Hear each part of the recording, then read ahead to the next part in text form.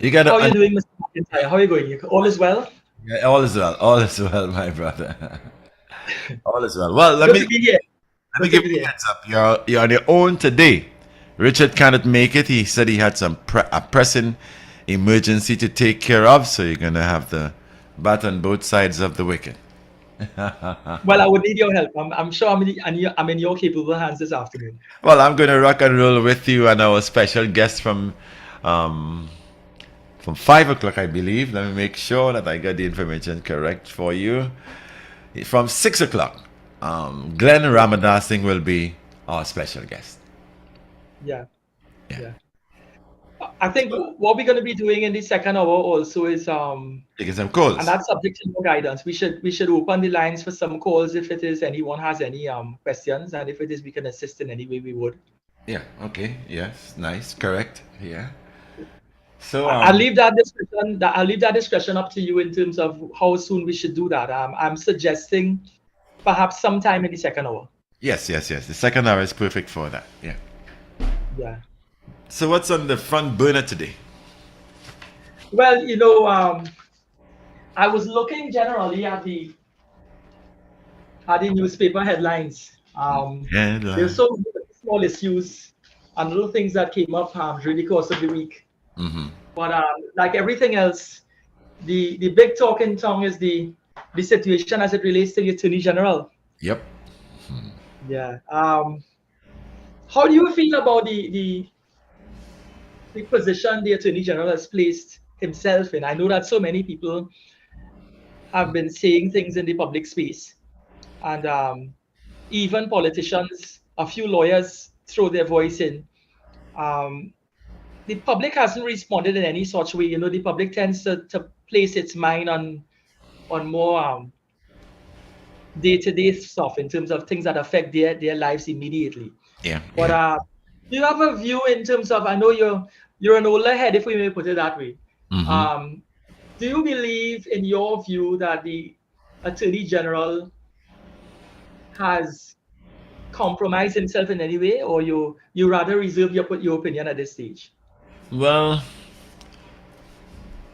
on one side of the coin, I think he has compromised himself in a way, and on the other side, I'm wondering if he had any if he had any information about that, and allowed himself or applied himself to be the new AG. I mean, if you knew something like that was in the pot brewing up, or was in the pot brewing up, or was still in the pot brewing from since then, I don't think he should have accepted the post as AG until that was clarified, or maybe he thought that Trinbagonians, they tend to forget easily, and they sweep things under the carpet, So he probably thought, well, they probably forget about that man. Yes, I'll accept this position.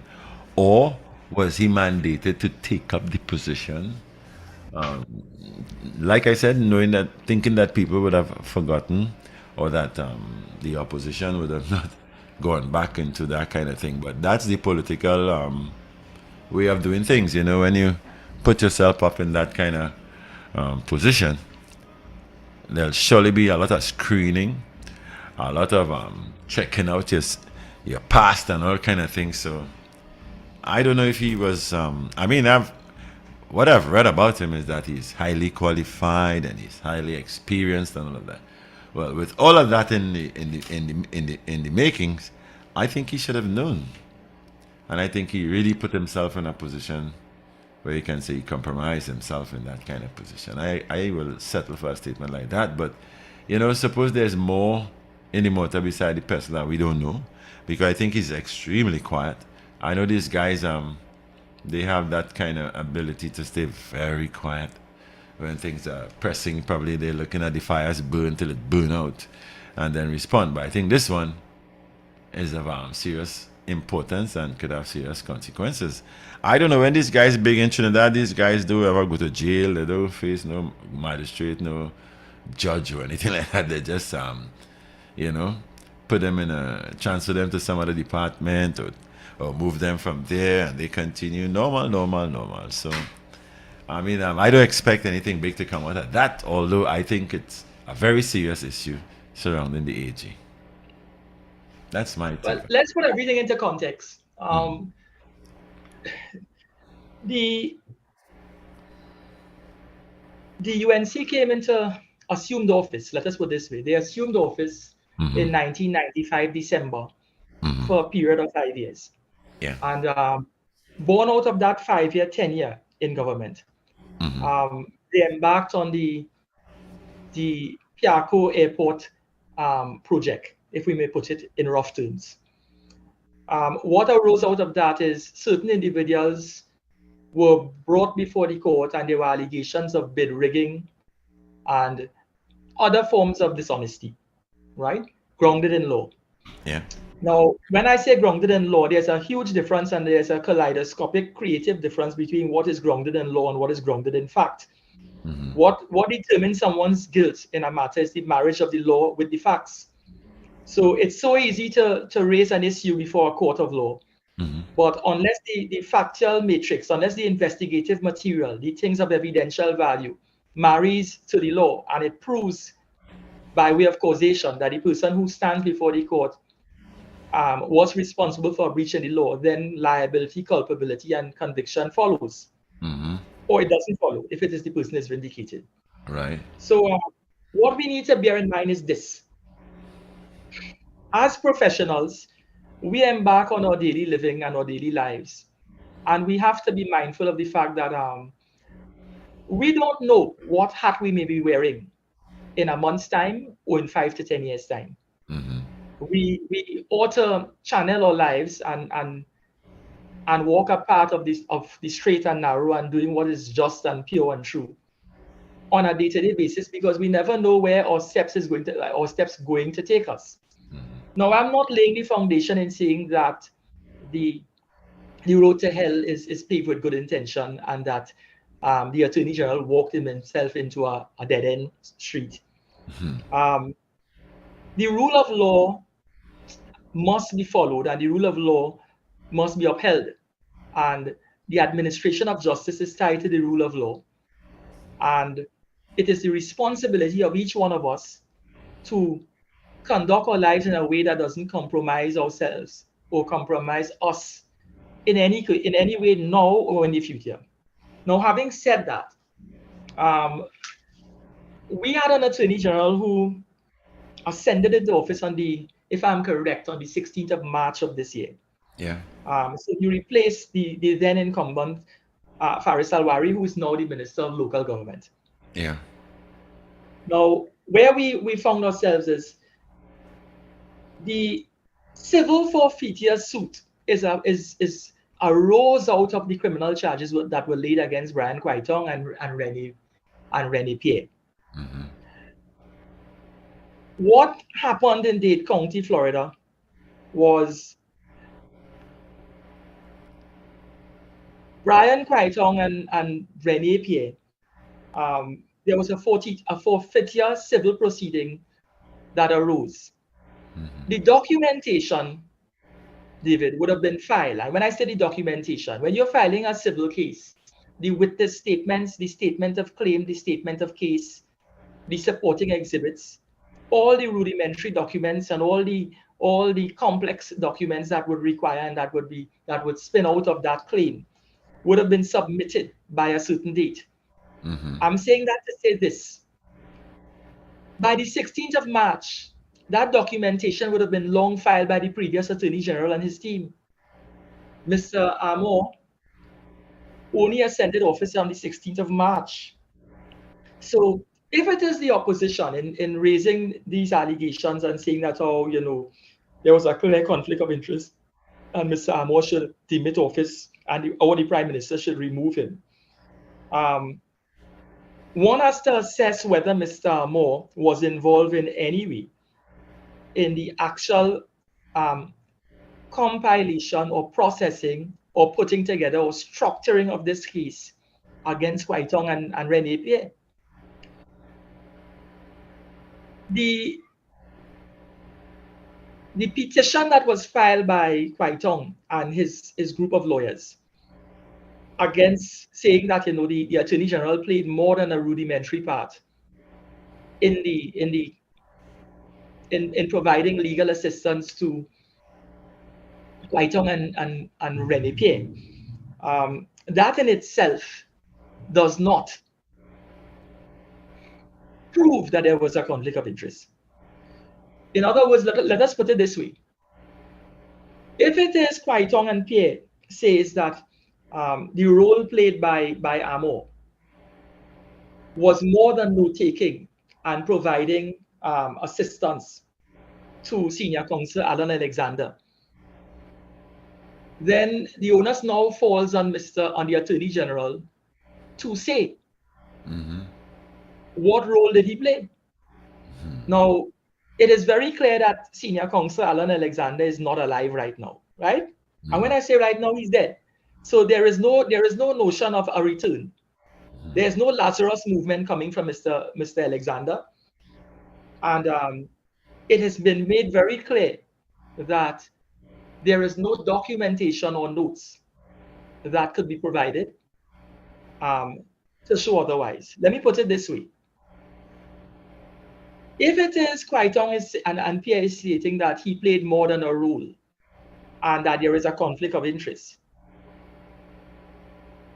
one may be forced to draw the conclusion that who's to say that these defendants before the court isn't raising a red herring, or they aren't, if we were to put it this way, throwing a legal tantrum. In other words, putting that into the public space to raise the allegation of a conflict of interest in order to undermine the state's case against it. So one cannot say that there is a conflict at this stage. Now, there's a big uproar in the public space. And when I say the public space, I'm referring to what is carried in the newspaper, right? I'm not saying social media at all, because I don't consider social media in that regard. It's not a credible source.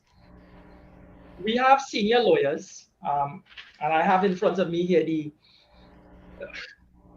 Wednesday, the 15th of June, 2022, an article from the Triad Express. The writer is one Ricky Ramdas, and he gives the opinions of Martin Daly and Israel Khan, both senior counsel. Daly is saying that as of June 4th, the Attorney General, having had the benefit of the Dade County, Florida court ruling that there was a conflict of interest, and therefore Mr. Amor and Sequa Law Firm in Miami can no longer properly pilot this matter against Kwai Tong and Pierre. And therefore, it caused the Trinidad government now to hire an alternate law firm, a White and Case, to pilot the matter. What Daly is saying at this stage is that the Attorney General has been quiet since the 4th of June, and that this is not an instance in which he could maintain his silence for too long, because the administration of justice and the rule of law is what is at stake.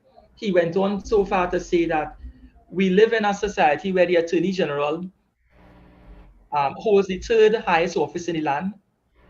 And if I may put it this way, barring the President and the Prime Minister, the next most senior person would be the Attorney General. He's the legal advisor to the government or the cabinet. And he's also the person who looks after the interests of the people of Trinidad and Tobago. So what is at stake here is not just political accountability to the opposition, because the opposition is holding him politically accountable, but it is also the institutional trust that the people of Trinidad and Tobago places in the Attorney General's office. So in other words, the people of Trinidad and Tobago are now dragged into this scenario. It is no longer a situation where it's politicians having issues with each other and the integrity of how they exercise their hand in office. But it's a question of the people of Trinidad and Tobago now, their confidence in our Attorney General and the confidence in the institution of the office of the Attorney General comes into question. Now, Daly is saying that this is Martin Daly's position. I am not saying in any way that I have a superior opinion to Senior Counsel Martin Daly. I'm merely raising what is being said. Now, Daly is saying that Amor stated, and I want to quote here, right? I don't want to misquote Amor at all. So it's stated here, Triad Express, the 15th of June 2022. He's saying that Amor said, my role as junior lawyer was limited to minimal legal research and taking notes in the early years of the preliminary inquiry to assist my leader, Alan Alexander, Senior Counsel. Right? Now, if we were to examine the words of that statement, David, my role as junior lawyer was limited to minimal legal research.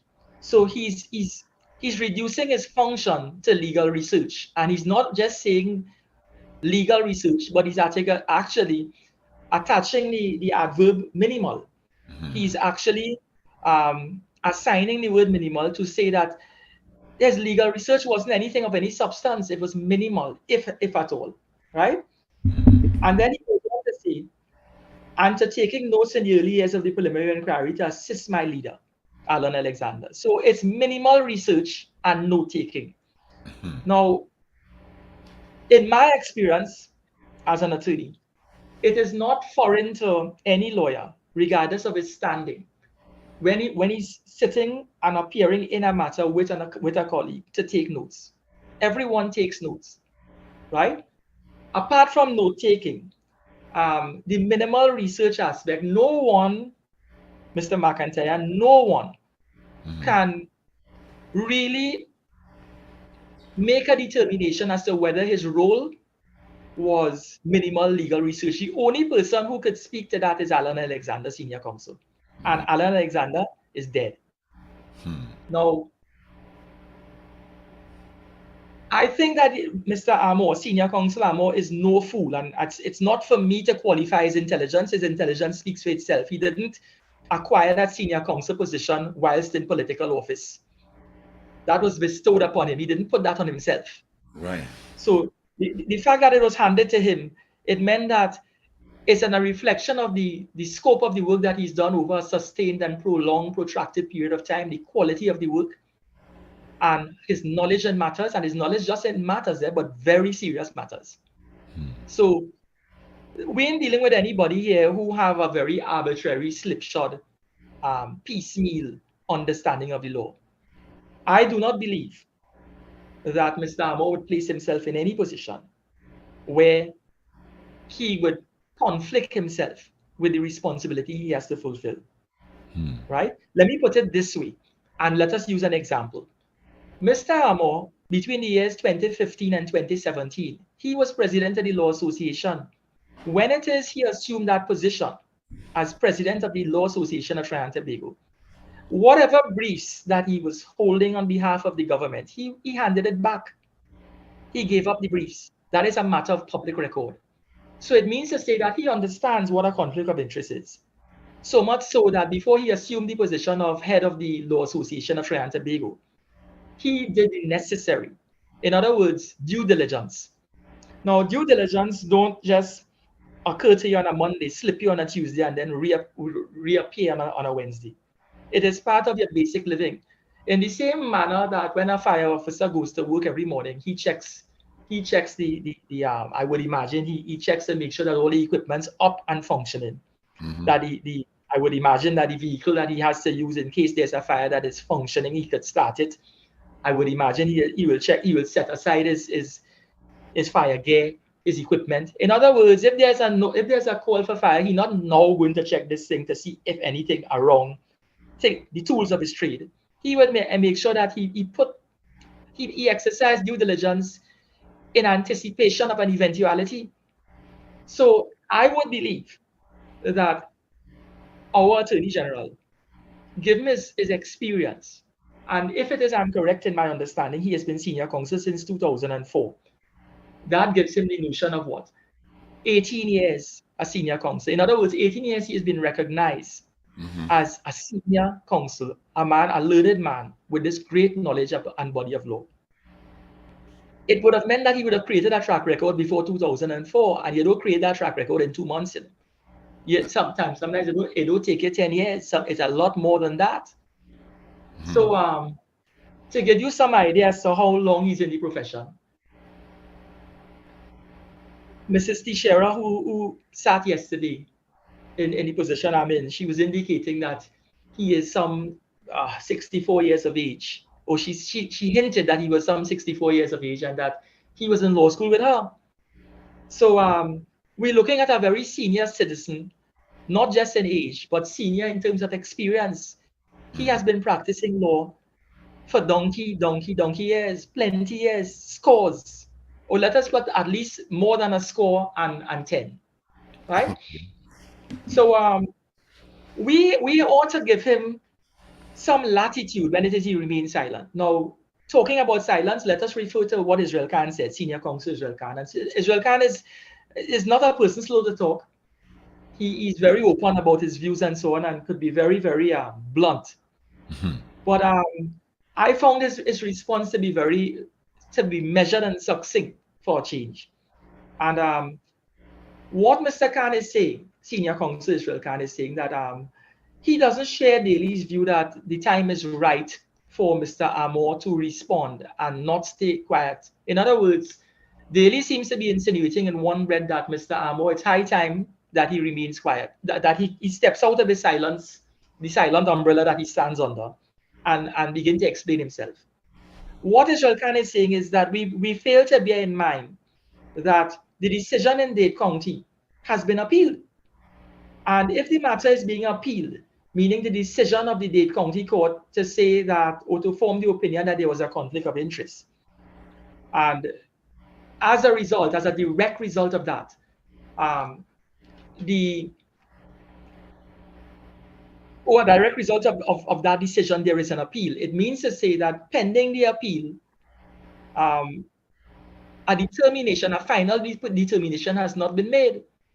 Let us put it in another way in lay terms, right? If you or me get suspended from appearing on this program, and they tell us the reason is that we acted inappropriately, or we brought the office of the WESN 102, Power 102 into disrepute, then the suspension would mean that we could either come out and speak about what is happening and the reasons surrounding our suspension, or we could be quiet about it pending our appeal, meaning that we are appealing and we would like opportunity to be heard, and natural justice would allow that our side of the story be allowed into the space, and then a determination be made, a final determination.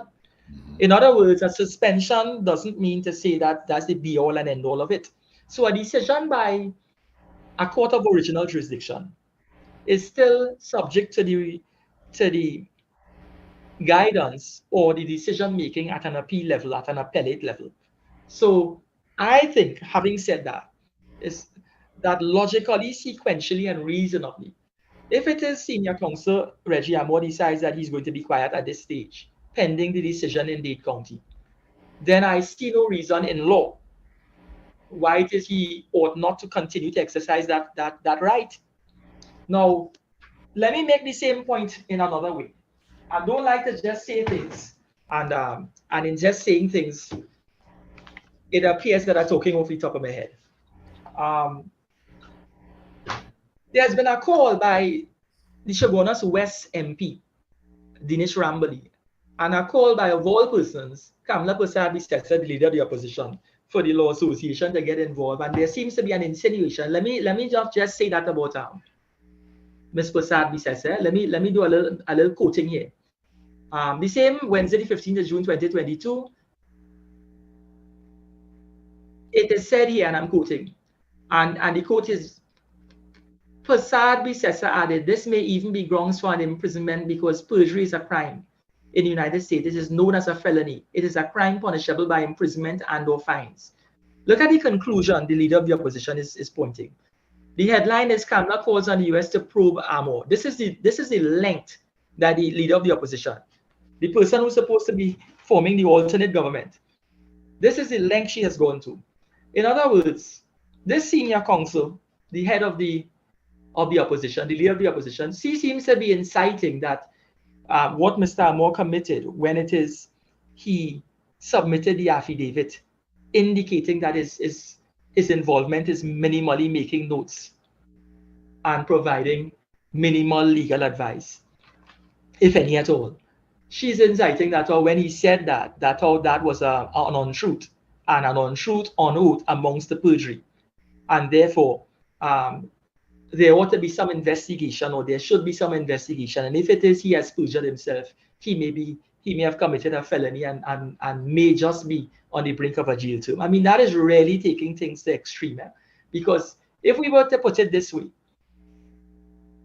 Kamla Persad-Bissessar, who became senior counsel when in political office, I'm saying something in a different way. She only became senior counsel while she was in office.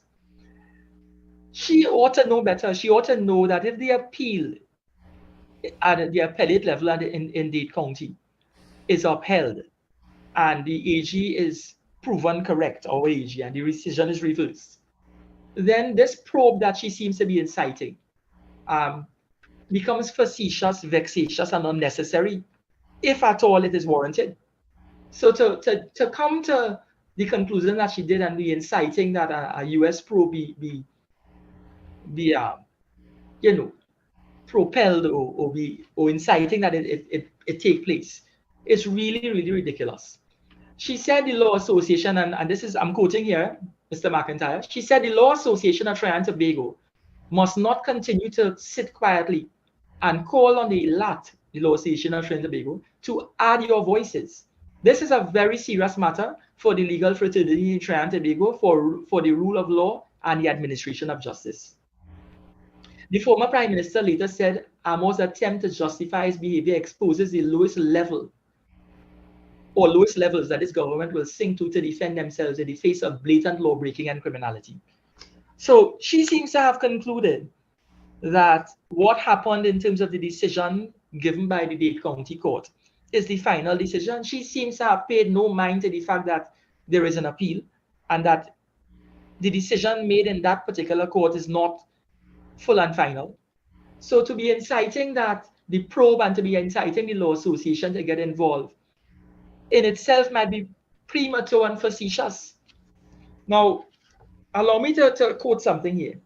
I was exploring the law as to whether the LAT and under what in what circumstances the Law Association may get involved.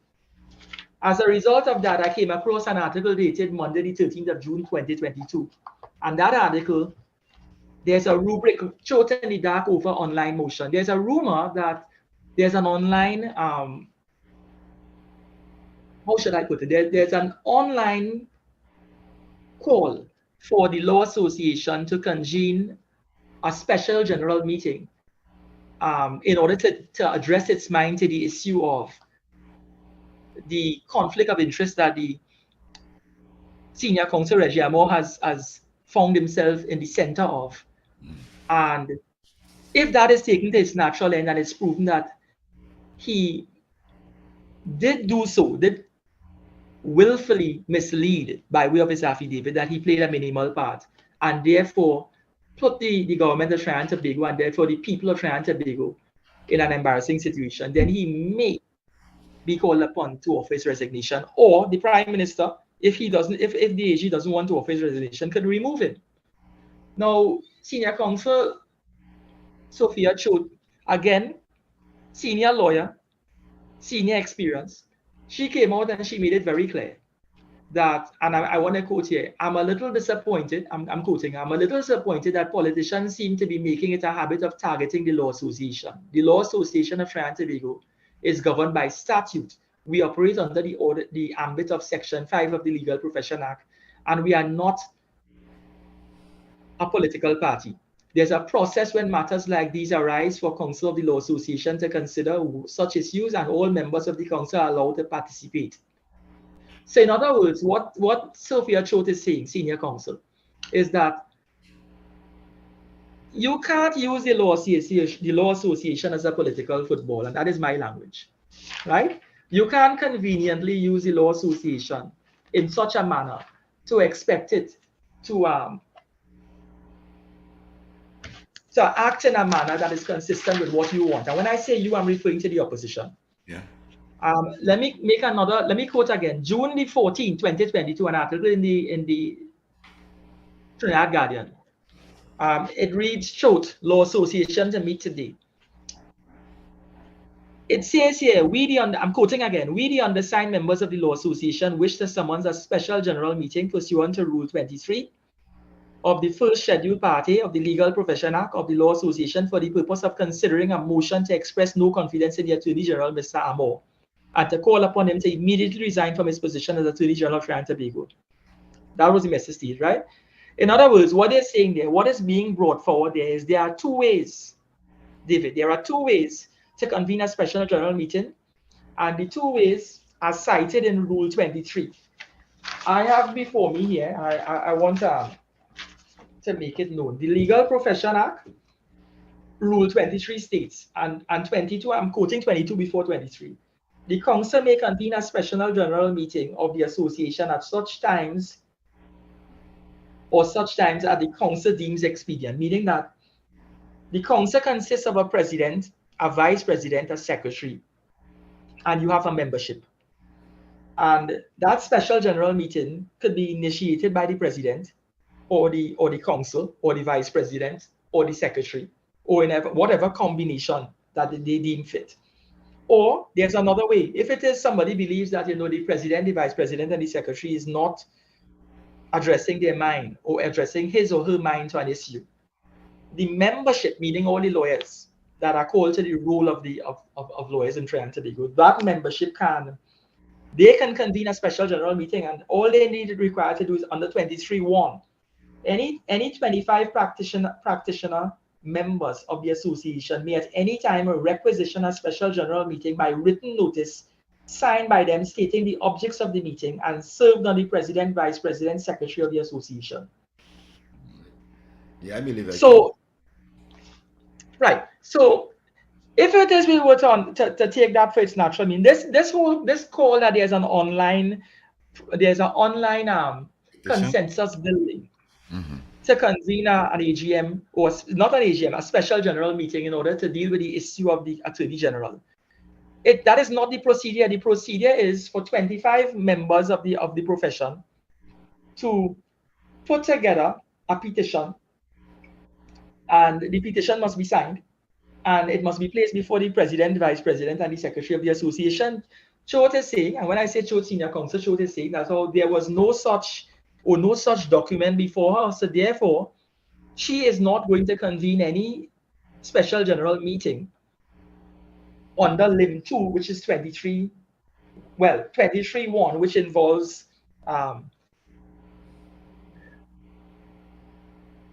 25 members having signed a document, a requisition form. There is no document before her now as it speaks to the membership calling for a special general meeting, so therefore there is no need for her to do that. Then she goes on to say simply this. She says that the Law Association is not going to act until the appellate court in Dade County, Florida, makes a decision. In other words, it may be premature. It may be premature to call on Mr. Amor to resign, or premature for the Prime Minister to remove him, if it is we are waiting a decision by the appellate court, because the appellate court may solve the problem for us by simply overruling the decision made by the court of original jurisdiction and solve the problem. In other words, why put the cart before the horse? Why go and invoke a special general meeting from the Law Association and cause Mr.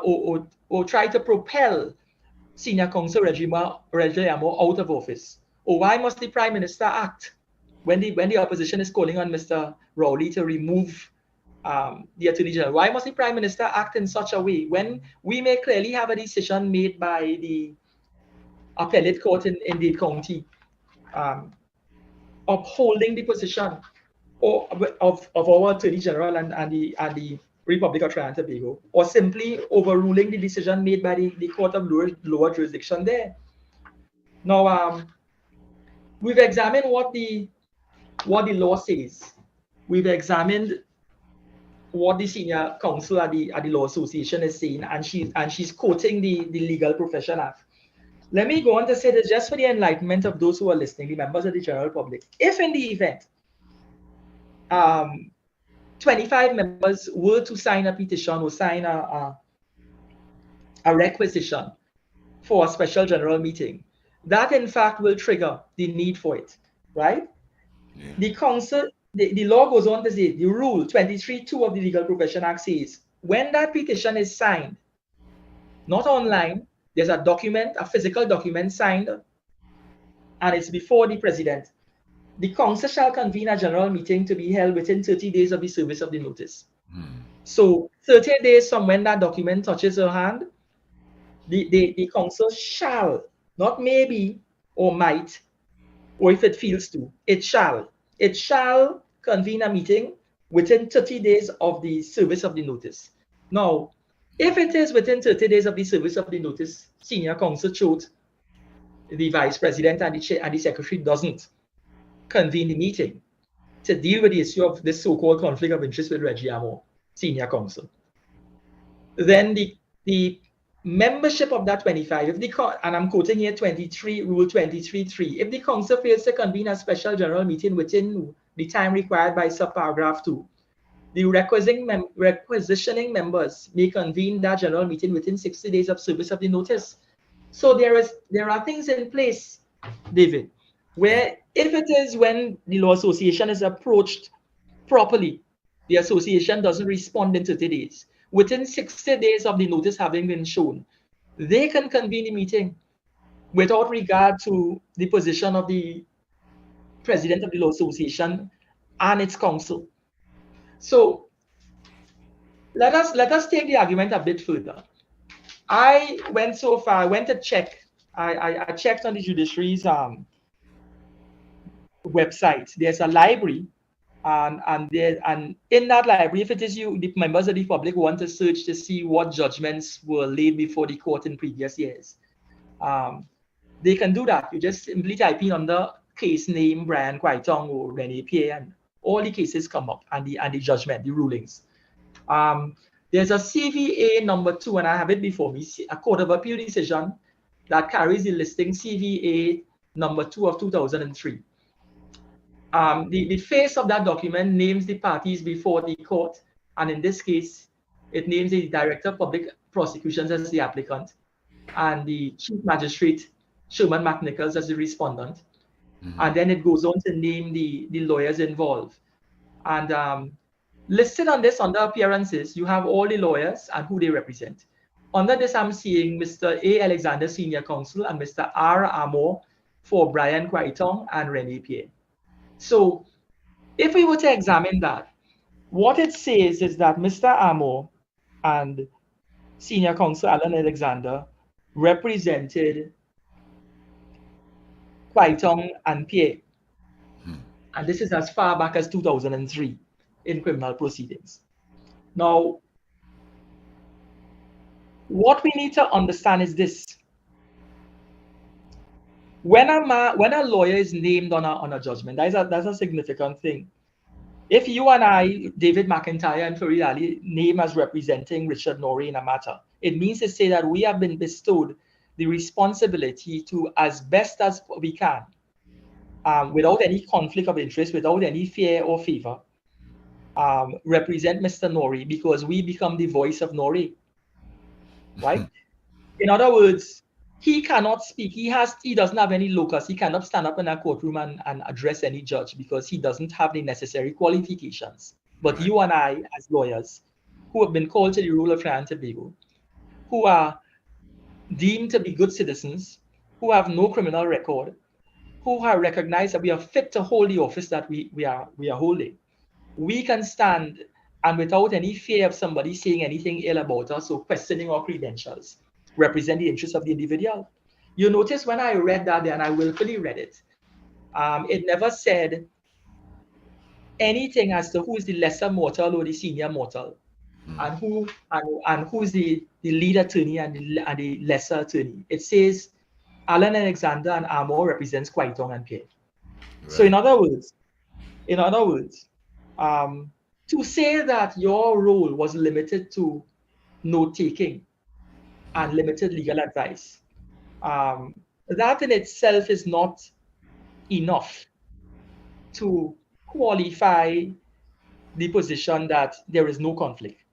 So don't get me wrong by the tone that I'm taking and by my diction and intonation that I'm in any way holding any brief for the Attorney General's office. I'm simply trying to point out that there is law and there's a procedure. And I'm recognizing, and we could see, I think I'm presenting it as reasonably as I can. I hope I'm coming across that way, that there is a process and a procedure, and until there is a final decision, and I was alluding to the fact, let us say you and I are suspended by WSN Power 102. Pending, there was an initial decision, let's say, to suspend you and I. Pending our appeal, we ought not to demit our portfolio under the umbrella of Power 102. In other words, we don't return to regular daily life, and you don't seek employment elsewhere or retire. Or I do likewise until there's a final position. Because if we were to demit office, then it defeats the purpose of us appealing. What are you appealing if it is the intent to accept the decision and work for? So in other words, if Mr. Amor is seeking and the government of Trinidad and Tobago is appealing the decision, why is Mr. Amor resigning? Why must the Prime Minister act in such a way to remove him from office? So then what's the purpose of appealing? So in other words, if that was the position and you accept that there was a conflict of interest, then it is you concede, you step aside and you say, well, you know what? I really make a mess of this thing. I am not appealing because I think I am wrong. I think I get catch, I get make out. And I could either sit back and tell the Prime Minister, listen, I'm not going to let the record reflect I resign. You make a decision. I'm not resigning, you go ahead and fire me. Or the Prime Minister may simply say, I don't want to have to fire you. Would you want to take the step to resign? In other words, they could, sometimes on a job, they ask you to resign so that the record will never reflect you get fired. Yeah. So you and I might leave Power 102 on good terms. We walk away, a golden handshake. Yeah. So in other words, when we go to seek work elsewhere, it could never be said, but they fire only in 102. Yeah. It ain't gonna happen. Now, But that doesn't change what did happen. Right. It doesn't change the color and the texture of what took place. Yeah. Now, again, I come back to this. Sometimes I wonder when I read what Rambly, who is supposed to be an attorney, who is an attorney called to the role of lawyers, Kamla Persad, when I see the positions they assume, I am not getting political. I'm just simply saying from a legal point of view, these are legal minds. Yeah. They don't need advice on freedom. These people are senior to me in the profession, and I expect that they would know better. To me, it's basic. It's a basic position that the rule of law has to prevail, and there is room for appellate rulings. And until the appellate ruling is complete, there is no need for anybody to resign or anybody to be fired. I don't think a senior counselor as Kamla Persad needs any sort of enlightenment when it comes to that. So it is premature on her part to call for the US probe on Amor. And I think it's irresponsible to be making that sort of comment. But then what we need to understand is that we in this country, we tend to wear a political hat, and we are bound by the umbrella of that hat. If I'm to mix my metaphors, in other words, because you're holding a particular political office and you have a particular political position, you allow the office to take control of your reasoning, and hence you make public statements that maybe in your quiet moment you realize that you shouldn't be saying that, but maybe that quiet moment may come upon retirement or demitting office after the 26th of June. When we move a bit further, Mr. McIntyre, there's a notion now that they're saying that because Mr. Amor is recusing himself at this stage, and we have a situation, and it's not a unique situation, that's the irony of it. We have the former Attorney General. He is now assuming the position of client representative, right? He's assuming the position of client representative for the government in this matter. And if I may to put it in another way, right? During question time at the parliament, there is what you call private members get an opportunity sometimes to raise issues before the parliament or ask questions, probing questions. In other words, there's Prime Minister question time. there was a Prime Minister question time, and issues came up where it was asked, what is the position of under what law then was the Attorney General, the former Attorney General, under what law that they relied upon in order to have him act in such a capacity as client representative? And again, there is law that governs that. The Constitution of Trinidad and Tobago speaks very clearly as to what and how the former Attorney General Faris Alwari, meaning the current Minister of Local Government, could act as client representative in Mr. Amo's absence. And I think Mr. Imbo did a very good job when it is he was called upon to respond during Prime Minister question time. He indicated that if it is we were to look at the law, the Constitution, that is the Constitution of Trinidad and Tobago, and if it is we were to examine what is placed in that Constitution, it says very clearly and very succinctly that Section 78, 79, Section 80 of the Constitution speaks to when the Prime Minister is ill or is absent from the country, he can authorize that someone act in a particular way. And let me quote, so I just don't want to be paraphrasing. I am saying that there is substance to what Mr. Imbo is saying, and I believe that when Munilal and Saddam Hussein were addressing him in relation to questions, Mr. Imbo defended himself well as the person acting as Prime Minister. 78 of the Constitution says when the Prime Minister is absent from Trinidad and Tobago, or is unable by reason of illness or of provisions, Section 77.4, to perform the functions conferred on him by the Constitution, the President may authorize some other member of Cabinet to perform those functions. In other words, Mr. Imbo, it is grounded in the Constitution 78.1 that in the absence of our Prime Minister, Mr. Rowley, who was away from the country since the 6th of June, he went to the summit, and then thereafter is on a personal, he's attending to some personal issues arising out of his health. It is incumbent on the Constitution, and it's incumbent on the Prime Minister in his absence to allow someone else to act when he is ill. Now, we don't have any information that he's ill, but we have information that he's looking after his health. So, I mean, that may be broad enough to come under the umbrella of illness. It says that the President may authorize some other member of Cabinet to perform those functions, and that member may perform those functions until his authority is revoked by the President. In other words, the President of Trinidad and Tobago recognizes that Mr. Imbo makes the decisions. He's acting as Prime Minister. That's what 78.1 says. 78.2 goes on to say the powers of the President under this section shall be exercised by him in accordance with the advice of the Prime Minister, save that where the President considers that it is impracticable to obtain the advice of the Prime Minister owing to his absence or illness, or where the Prime Minister is unable to tender advice by reason of the provision of 77.4, the President may exercise those powers within the advice of the Prime Minister.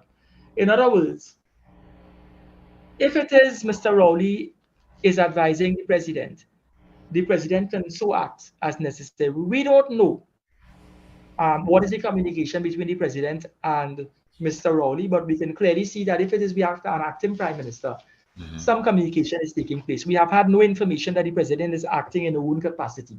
Yeah. Let's look at 79. The President acting in accordance with advice from the PM may, by directions in writing, assign to the Prime Minister or any other minister responsibly for any business of government of Trinidad and Tobago, including the administration of any department of government. In other words, the Prime Minister, in writing, could assign ministerial responsibility or any business of the government of Trinidad and Tobago to an individual under 79.1. So if it is under Prime Minister question time and Mr. Imbo is placed in the position where he has to answer questions, and a question arose as to under what authority Mr. Alwari is acting as client representative now that Mr. Amo is not sitting. the Constitution clearly, and I'm reading here, and if there's any doubt, it clearly makes allowances for that to take place, where the president will so assign Mr. Alwari based on the basis of advice from the Prime Minister. Now, whether the Prime Minister so advise the President has no reason is not accountable to the public in that regard. So there's a presumption that the Constitution would have been followed. And let me tell you why it is there has to be a presumption. Because if the acting Prime Minister says that under the Constitution, and he's quoting under Section 78, 79, and 80, Alwari was given the opportunity to act as client representative on the basis of the Prime Minister's advice. Then who are we to step behind that? It has been stated, and there's an honor that goes with the office that you hold. Maybe the opposition should be mindful of that. So therefore, the position ought to be that if the Prime Minister, in this case, Mr. Imbu, the acting Prime Minister, is stating that on the basis of invoking 77, 79, and 80, and 78, that of the Constitution, that Mr. Alwari is holding that office, then he is lawfully and legitimately holding that position. Now, let's advance the talk a little bit further, right? I'm trying to simplify this thing. I hope that the public is following me. I believe somewhere in my mind's eye that I'm walking you through this thing as best as people can understand. Yeah. The Attorney General, it is being said, remains silent, and he is quiet and he's not saying much, and so on and so on. Israel Khan states that Mr. Amos should remain quiet until the appellate court makes its final decision. Because if it is he were to say anything at this stage, right, the matter is being adjudicated before the court. The matter is being stated in a public space. If it is he starts commenting now, it could be deemed the same opposition or the same critics, the same people who trying to nitpick at small and minor things would come out and say, he ought to know better, he's senior counsel, the matter is rightfully before the court, and yet still he's speaking on something that the court ought to be deciding upon. So is he trying to sway the court, the course of justice? Is he trying to sway public opinion? Is he trying to move the hand of the court? Is he trying to introduce evidence, right, beyond the bar table, as we would say? Is he trying to argue his case in the public space? In other words, he ought to shut up and stay quiet. Why is he going to say something? In other words, let us go back to our example. You and I have been suspended by 102. Yeah. And we go into every nook and cranny, walking up and down Abercrombie Street and across Queen and across Duke and down Richmond, stopping to tell every Tom, Dick, and Harry that, you know, them boy and them up, we are raw deal. And then the word getting back now that they're supposed to be making a decision. What are we trying to do? Put pressure on them to make a decision in our favor, because we have a team of people, or we incite public pressure now to act in a particular way between you, as it relates to you and I. In other words, for there to be a proper ventilation of the issue and consideration of the evidence and things of evidential value, and for there to be a proper response, it must be done in a private space where they are uninhibited by any external forces and no third party coming to get involved. I'm pushing that example between you and I. Yeah. Right? In the same way, the Attorney General ought not to be arguing his case in the public space. So what next? What are they insinuating? That he should take to social media? That he should go on inside one of the radio stations to do an exclusive? That he should go to TV6 and well, let's not call network names. That he should go to some reputable network and ask them to give him some public airtime? Even if it is you want him to respond, David, tell me where and to whom is he responding? Because he's certainly not obligated to respond to the Law Association, because the Law Association never asked for a response. The Law Association states that until the appellate court give its ruling, we have nothing to say. And until the 25 members sign the requisition form, there is no need to convene a meeting.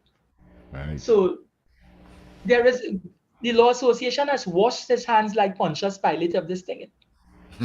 And regardless of what the mutterings, utterings, and inciting taking place from the lowest level to the highest level, Mr. Amo is no fool. He he knows what his position is. His position is that he is appealing this thing. Now let us get to another area. I was looking at an article dated the 5th of June 2022, right? So I was quoting articles closer to this date here just now. I'm going a little bit back. After the ruling in Dade County, Mr. Amor, to me, he didn't go on the back foot. And you could correct me if I'm wrong. When I read the article, and I want to quote here again because I don't want it to be said that I am spreading some propaganda here. On Sunday, the 5th of June, 2022, the Newsday, Section A, page 4. He goes on to say, and it is said here, in reference to Mr. Amor, at the very beginning of that virtual teleconference, I immediately advised everyone present that I previously represented the defendant Brian Quaitong and his girlfriend Ms. Renee Pierre in matters involving charges brought against them by the police involving the construction of the new Piarco Airport, and that I wished the advice of sequel law in respect of any conflict of interest in my participation in the Miami case. Now, if you were to take what I just read here in raw language, he did brought to the attention of CEQA law firm, or the law office that was representing the interests of Trinidad and Tobago. He did bring to their attention that he was involved and represented Quaitong and Pierre in charges, as it relates to charges brought against them in the arising out of the Piarco Airport incident. So he did, if they want to talk about due diligence, this is not a man who tried to hoodwink the law firm. He came and he let them know very clearly he was involved in some way. Now, I'm getting to that other part as to whether that is enough to extract him out of any conflict of interest. But I'm stating that at least it was stated, right? Now, he goes on to say, and I'm quoting again, from that moment, I was walled off by Messrs. CEQA law from any aspect of the case other than case management issues. That is to say, logistics for trial, naming a person to attend mediation and to attend the trial and payment of invoices, as well as with regard to the Burke settlement, in respect of which I had signed a settlement document prepared by others in my capacity as Chief Legal Officer of Trinidad and Tobago, right? So if we were to understand the language, David, in all that I read there, it said that from that moment I was walled off. The expression walled off. You see, sometimes when it is we reading the newspaper, we take certain words for granted. There is an undertone, an overtone, and a purpose behind saying he was walled off. You know the expression, you know those things that they call Chinese walls when you go into a restaurant. Yeah. You go in there and then you see the general public sitting, and then you see some Chinese walls that are placed in different areas of the restaurants. Most of the time it's to the back, and they cordon an area. And you may see the legs of persons under the wall, because it's not a complete wall that touches the ground and goes all the way to the ceiling. It's not a physical wall. Yeah. It's a wall that is movable. It's like a partition. And the partition is on well, stakes, if I were to put it that way, right? And you can lift that wall and shift the Chinese wall to the left or the right, depending on how many people are in that cage area, if we will put it that way, that cordon area. So let me put it this way in the public language, right? If they don't understand the Chinese walls analogy. If it is there's a crime scene, you hear gunshots ring out, and next thing you know, you pass and the police turn up and they put caution tape around an area. In other words, the caution tape says something. The caution tape says that members of the public are unwelcome beyond this point. And you may see police in PPE, personal protective equipment, and those white suits, the zip-up coverall, and they're wearing gloves, and their hair, they have a hoodie over that is an extension of the coverall. In other words, they don't want their body, sweat or anything of the sort to contaminate the area that they're standing in. So they cloak up, right? A Chinese wall, and this is what we're talking about here. When he say he was walled off by the firm, in a law firm, when they say you're walled off someone from an issue, to wall somebody off. What he's saying in legal language is that to avoid any conflict of interest, what they did, the law firm, is they actually extracted Mr. Amor out of any involvement in what they're going to proceed with before the court. In other words, he was never by you see he had to, the sequence is you declare that there may be a potential conflict of interest, and then they put things in place. In other measures are put in place. So he is stating, according to this article, that he gave the indication that he was involved in representing these two people. And now that he's holding that other hat, in other words, this was in 2003, he represented them. In 2022, almost 20 years after, he's on the other side of the coin. There's a civil action for forfeiture claim against these very same people that arose out of parallel proceedings. Let me put it this way. Remember, it's a criminal matter he represented them at as it relates to bid rigging and as it relates to issues arising out of that airport scandal contract situation. That was a criminal proceeding. This is civil forfeiture action. In other words, it's not criminal and civil is two different things. But if the civil action arises out of the criminal action, it may give rise, it may, not shall, it may give rise to a conflict of interest. So it doesn't, in other words, criminal action and civil action is two different things. Automatically, there need not be an automatic conflict of interest because you don't know what was his role. You have to get behind now the facts of the matter in the criminal proceedings. And you have to make a determination as to whether those facts, whether the facts in the matter has a direct implication for the civil action that is being brought, or if it arose out of the same circumstances of which he provided criminal representation or representation in the criminal charge. You follow?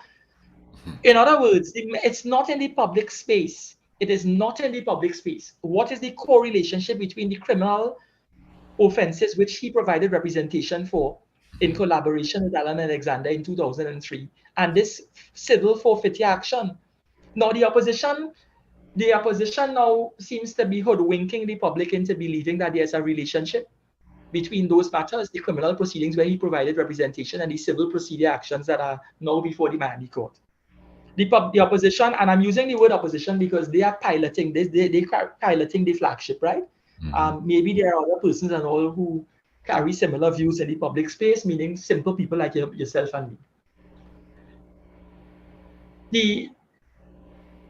There needs to be a clear linkage to show that the conflict is real. In other words, you can't just have a smell of conflict. Oh, you're sensing it could have some kind of interference.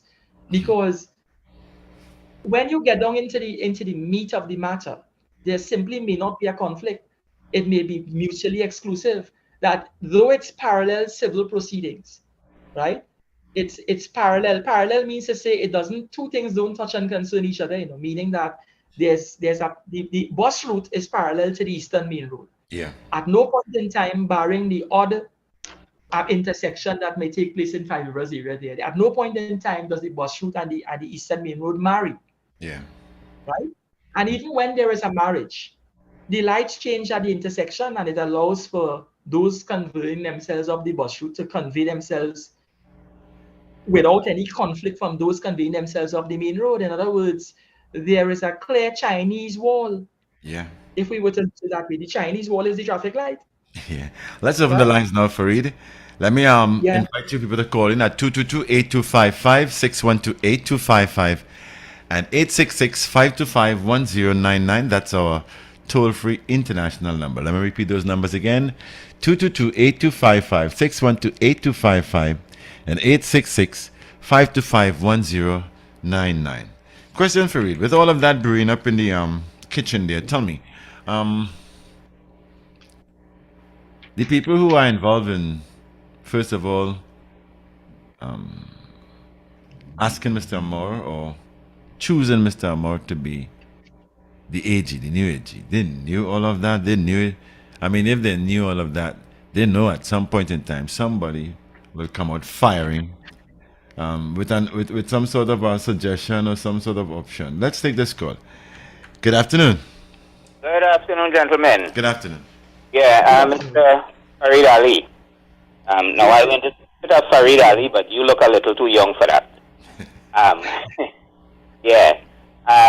You know, my issue with the AG is that when I Google Kwaitong charged, I get an article from The Guardian popping up in 2004 referring to him as senior counsel.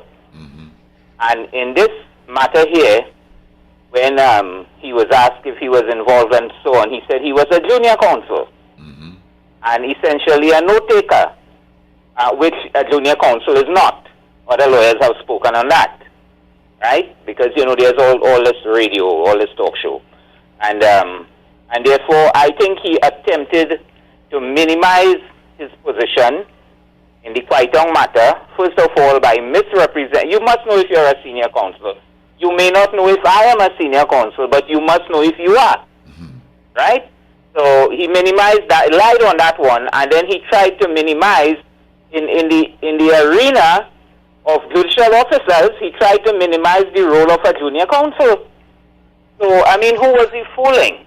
Now, not too long ago, we had a serious issue with a private enterprise beauty queen speaking about feminine hygiene products, and she making me look bad, and she misrepresenting, and you know, this is somebody trying to make money, and they have a queen show. And here we have somebody actually representing us. You know, this is a different level. This is real. So that's my problem. That's why I think he should resign or be fired. Now, I want your comments on that angle. Thank you. Thank you, Mr. Pinal. Call us, people, 222-8255-612-8255 and 1-866-525-1099. Now, Mr. Pinal said it in a different way to me there, because I don't know how that, could have been sidelined, or if they thought people would have forgotten, or if they said nobody would dig up that now. Or was he put there for a special purpose? Hold on again. Good afternoon. Hello. Yes, good afternoon. Good afternoon, sir. I wasn't going to call, but I decided to after I listened to the Military gentleman. He's an attorney, right? Yes, Farid Ali. Yeah. And when I listened to him, I asked myself, what is left for the ordinary man? If the ordinary man was in the position of the AG, where he said something according to what he wrote, and what the ordinary man understands it, and he represents the country, and if that was an ordinary man, what was his position? Who would rise to his defense? After that long dissertation that gentleman gave, that wasn't for the ordinary man. If that were me or you, Mark, who rises to your defense? No. Were you getting all the wherewithal and the be-all to go through all of that? No, they to take say us down you didn't mean long what you time. say? Yeah, long time they take us down. I didn't know that a Dade County court running Trinidad and Tobago governance, that you go on there and say something that everybody looking at and find it odd, this and that, and you staying silent and you occupying this big important position in the country. Who you represent? Me and you, we're going to represent. That's right. And we know that the gentleman was made a senior counsel since 2003 or 2004 and appeared in these cases that you read and you follow. So what, do we know what we read? So what really left for the ordinary man? Good afternoon. Good afternoon. Now, see, that's around the same thing I was saying too, because how could they not identify with that? Good afternoon. Hello, good afternoon. Good afternoon. Gentlemen. Yes. Calling from Tunapuna. Nice. I have 2 points. One is that I think it is not illegal for politicians to take up matter of their concern. Nobody should tell anybody whether a politician to take up a matter or not. They're very well out of place. The second issue is this person, this so-called Attorney General, listen to what I'm saying carefully. He had information about the Kwaitong and the other person, how is it he could come now and have all that information within him to go now and represent the TNT? You're going against the person who you are representing with all that information. It's simple as that. And to add to it now, he come and he lied to everybody. No confidence in that person. No confidence at all. Okay, thank you.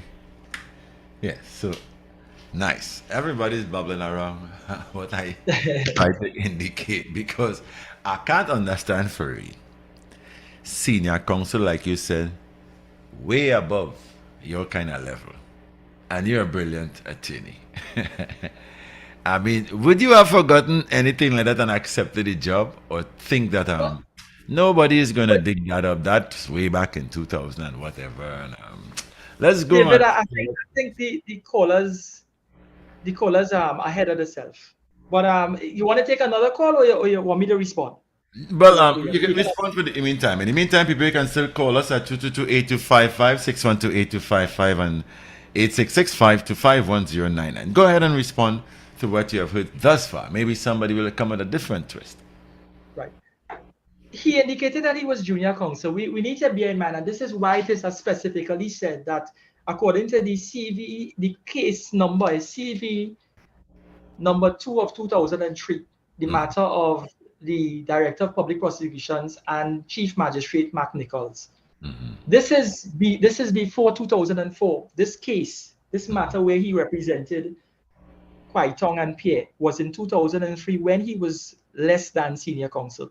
He became senior counsel in 2004. Okay. Right? Now, his level of involvement, he's indicating that he was junior counsel. Now, even if it is, let us put it this way, right? You're saying that the public is saying lying. I'm not embracing that line of argument at all. I'm against the line to say that he lied. So in no way I'm here to say that the Attorney General lied. I am saying that even if it is said that the Attorney General acted in a capacity where he was defending Kwaitong and Pierre, and he would have been taking notes, he would have been providing minimal legal advice. The Attorney General never said that he actually interacted, and helped formulate a common defense for both Pierre and Kwaitong. Now, Kwaitong is asserting that. Okay, stick up in Fareed. Good afternoon. Good afternoon. I want to thank the gentleman for his contribution and his various explanations that broadening the scope of what is happening here. But what I was watching at, even though he was walled off, the court still found that something was wrong here. You understand? Because I know, based on what you're saying, these individuals who are presiding over the case will come across him being walled off. But they still went ahead. So I was just waiting, and last night I was saying, why don't want the man to make a statement and the thing is before the court? Why should he make a statement? Do you accept, sir, that there is now an appeal in the process? And that the appeal would involve an adjudication on the issue of being walled off and the Chinese wall existing? Yes, but what I'm saying is, I take it into consideration the fact that these learned men saw the wall and still went through. So, but we have to give the law a chance to develop. So I will wait. Before we conclude on that, we have to let the appeal court. Yeah. We have to allow the appeal court to have the final say. Because that is just one rung on the ladder.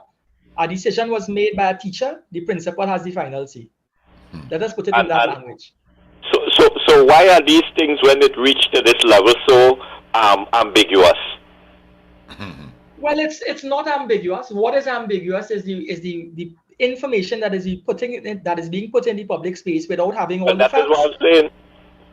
The newspaper is carrying things and the media is carrying things and they're not giving the entire story. And you have politicians and you have persons on agendas riding the coattails of a position without putting all the facts out there. Any person out there who is an observer and they ought to get all the information before they voice their opinion. But that is not the normal in Trinidad and Tobago. It's not the normal. We start. That is why we It is encouraged. Behavior is encouraged by the leaders of this country. And until we have all the information, and until Mr. Amor responds, and until the court rules, we are not in a position to prejudge the situation, because the appellate court could very well uphold the decision or remove or simply overrule the decision. And until that is done, we don't have a final position. So for what is being peddled in the public space is misleading. Well, I would just want to thank you for the explanation of how the different processes and how that is look at it from a legal standpoint. Thank you. Enjoy your evening. Okay, thank you so very much. Okay, this call is a foreign call. Good afternoon. Good afternoon, Matt. Good afternoon, brother. My question to Farid is, why didn't Mr. Amal come out and say that he's appealing the matter rather than coming out and saying that he's staying silent? And my second question is, who the heck is paying for that? Not the taxpayers? So he's responsible for telling the citizens what his plans are. So it's a bunch of hogwash what Mr. Farid is talking about. Thank you. Have a good day. Oh, thank you. My God, sorry about that. The thing about the appeal, David, you see, that's a typical example of somebody who doesn't know any better, and he got an opportunity to say something. He doesn't make proper use of his time. The thing about an appeal is Mr. Amor is not hogwashing anybody or hoodwinking anybody. Mr. Amor is in the subject. The issue is the subject of an appeal. So Mr. Amor has the option to remain silent. It's like if you get locked up, the police come and lock you up. There's a parallel argument, right? The police come and lock you up and they accuse you of something. You have the right to remain silent, or you have the right to offer an argument. You could say that I couldn't be on Abercrombie Street assaulting David McIntyre because I was in Moruga at the time on the beach. So you provide an alibi to show that you were elsewhere, so therefore you couldn't be two places at the same time. So whoever said that you were assaulting McIntyre on Abercrombie Street is mistaken and wrong.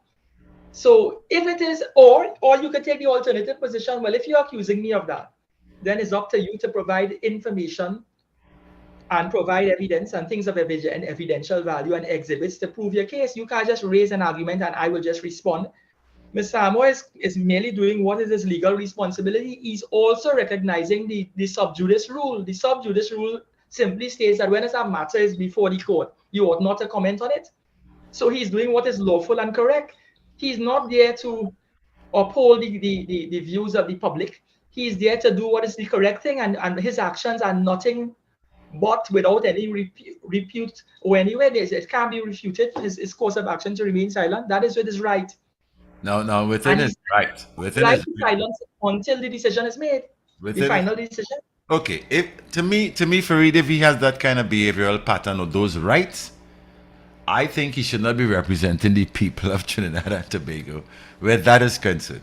Finish up your business with that, and then if the Prime Minister so desire, reappoint him. But I think right now, to clarify the whole situation, he should step down. Now, sometimes when they do that, it seems as though they're implicating themselves, or they're making a suggestion to the people that it could have some truth about it. So my take is why stay in that position, not let the public know, but still you are there to represent the public from a legal point of view. Trinidad and Tobago. He is representing the interests of the people of Trinidad and Tobago by remaining quiet. Staying quiet and accounting to the people of Trinidad and Tobago doesn't mean to say that he needs to come out and speak now. He's accounting to the people of Trinidad and Tobago by remaining silent and allowing the court to make its ruling, and then arguments will be provided in the appeal. In every appeal, you'll have grounds of appeal. The grounds of appeal could simply be couched along the lines of the Court of Original Jurisdiction in Florida didn't take certain things into consideration. And one of the certain things is they didn't take into consideration that there were Chinese walls set up. When he came into the matter, he declared that he was once representing Kwai Tong and Pierre in criminal proceedings in 2003. He declared that his involvement was minimal, note-taking and minimal legal advice. He declared the levels of involvement. In other words, the appellate court now is going to be presented with grounds of appeal and information that would not have been within the minds of or may not have been within the minds of the Court of Original Jurisdiction when they made this decision. Or if it was that they knew about it and they, in spite of that, made a rash decision, or a decision that wasn't logical and sequential, that they had enough information to know that there was no conflict of interest, but they didn't correctly apply the law and they ruled that there was a conflict of interest. So in other words, the original court simply misapplied the information that was before it. Who is to say that Mr. Amor did not, in fact, make it very clear? And in fact, that is what he said. So in as much as people are saying that he's silent, I'm reading for you and I read for you where he responded, and he stated very succinctly at the very beginning of that virtual teleconference, I'm quoting, "I immediately advised everyone present I had previously represented the defendant Kwai Tong and Pierre in matters involving charges brought against them by the police involving construction of the new airport." So he didn't stay quiet. He said in his affidavit, he made it very clear to them that is his position. So they knew. And then the firm now, very, very conscientious, Sequel Law Firm went on to, from that moment, I was walled off by Sequel Law from any aspect of the case. And walled off is they ensured that, in no way was he involved in the parallel civil proceeding. So our Attorney General, based on his response, not his silence, based on his response and based on what is contained in the affidavit, people don't understand what an affidavit is. An affidavit is a certified document where you put your signature and where the document is notarized or commissionerized. And it reflects your evidence in chief. In fact, your statement, you would have given that statement knowing that what is contained in that is truth. And if we were to examine that affidavit, he never remained silent on core and pertinent issues. Farid, tell me something, Farid. With all the rumblings and ramblings, yes, would you have confidence? All right, let me not say you. You're an attorney at law. A flawman like me, a ground soldier like me, listening to all our rumblings, I wouldn't have any confidence in him representing us to the highest level. I think to satisfy me and the ground people, I think I could talk on behalf of the ground people who might be ignorant of a lot of things. Thank God you explained all of that to us a while ago. But on the other hand, the way things are going these days, with the shifting of the paradigm and all kind of thing, I think for me, my boy could have stepped aside, clear up the situation, and prove that he's in no way at fault in any of these allegations, and partner, he would have had more support from the public.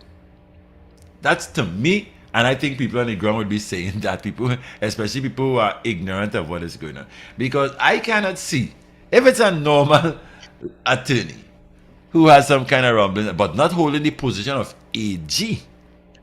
I have no problem with that, but I think the position of AG is an esteemed one, and I think that we shouldn't be listening to all this bacchanal about our AG while he is AG. Who will have that kind of confidence on the ground? Right. I mean, legal minds like you who understand all the ramifications and stuff from a legal point of view, like what's going on in the magistrate court, high court, appellate court, privy council. I mean, you guys are very learned when it comes to those things. Even though you have explained all of what you have explained there, I think for me, partner, and I believe there are some people who thinking like me based on how some of the callers are responding, that listen, clear up this thing first now, partner.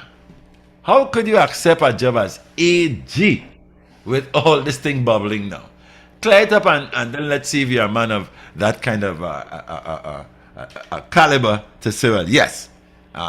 You see now, people, I was not guilty, or as you see, this is how it panned out. Let's continue with my work as the AG. And everybody with a lineup behind them. Like the piper, the Pied Piper. Good afternoon. Good afternoon. You see, Mr. Mark, the problem with that Yeah. is that the country is in a shaky position That's right. because the former AG left in unceremonial circumstances. You understand? You had a Minister of National Security in court in America while being National Security Minister, and then you come in and have this. You understand? So when you watch it, I remember a case. The police hold a man for, I think, was murdering 5 persons, and then they're saying he don't want to talk. But if you hold me for doing something, how come you holding me and you don't know why do you want me to tell you what I do or what I do? You understand? So this thing with this Attorney General, we had to get right, because the stability of this country and the stability of the government depends on it. That's what I'm saying. Enjoy your day. You too, my brother. Good afternoon. Hello? Daddy Mac, Sir, how are you going? I'm okay. Nice to hear from you. I'm just curious. So you say this is where the situation, I'm listening to your program there. So this is what I'm trying to understand. The same man who defends me is the same man who's going to prosecute me? Is that what this coming down to? Allow Farid to answer. It's not, that is not what is happening. He's not going to prosecute at all. He is. But he's not representing the state on my demise? The civil proceedings that is taking place in this county is a default judgment that has been entered. Not a ball has been bowled in this win-ball match. This test match, this cricket match that we're going to play, this football match that is about to play there, not a ball will roll in that matter. What is happening is a forfeiture civil procedure action. It's a forfeiture judgment. In other words, Kwai Tong and Pierre didn't offer any defense in that matter there. It's a default judgment that they're going to enter to, and they're going to assess damages as to what damages the state were going to get. So in other words, nothing was being offered in defense. Go ahead, yeah, but You follow? my apologies in one hand, but the people of Trinidad and Tobago, we all know how they think and the procedures that follows along with it. However, the fact is that if I meet you, Farid, 10 years ago, there's something that I would know about you that you wouldn't even know that I know about you. And now, if I were to stand up to defend you in 10 years ago, there are things that you would say or you would mention to me that would catch my, insight. However, I'm the same one now that's coming to prosecute you after 10 years ago. Don't you think that you would say, hey, you know what? Maybe this guy knows something about me. I don't know. I really don't know. That will create a whole big question in your mind. Wouldn't that it? If you are the one standing in that box and I'm the one prosecuting you, you don't know what I knew or what I picked up after we had this conversation 10 years ago. The difference is that the Attorney General is not involved in this matter. He is in no way involved. These Chinese wars that they say they set up, he declared that there's a potential conflict of interest, and they removed him from his direct involvement. All the documentation that was filed in this civil proceeding against Kwai Tong and Pierre was filed before he assumed office. So in other words, he contributed in no way to any of the evidence against them. He assumed office on the 16th of March. The documentations were filed long before his arrival. So the matter that was going to be adjudicated upon in terms of damages, no contribution being made by Mr. Amor was going to feature in that. And in fact, to make sure that doesn't happen, or the perception of it doesn't happen, he was standing behind a Chinese wall. They simply indicated that he was being blocked off from any involvement. So the perception of his involvement or his input in that matter against Kwai Tong and Pierre was removed. All of that is a matter of public record. Everything else that you're describing exists in the head of the layman on the street. It doesn't exist in reality. I understand your point. However, the fact still remains that if there's a jury listening to this, right, and it has to come to the forefront, the jury and the jury inside will be influenced with situations like this. Am I not right? Am I correct or am I wrong on this? Well, we're making an inference, and there's no empirical data in this particular instance to substantiate what you're asserting. I understand how you feel. I could understand how the layperson on the street feels.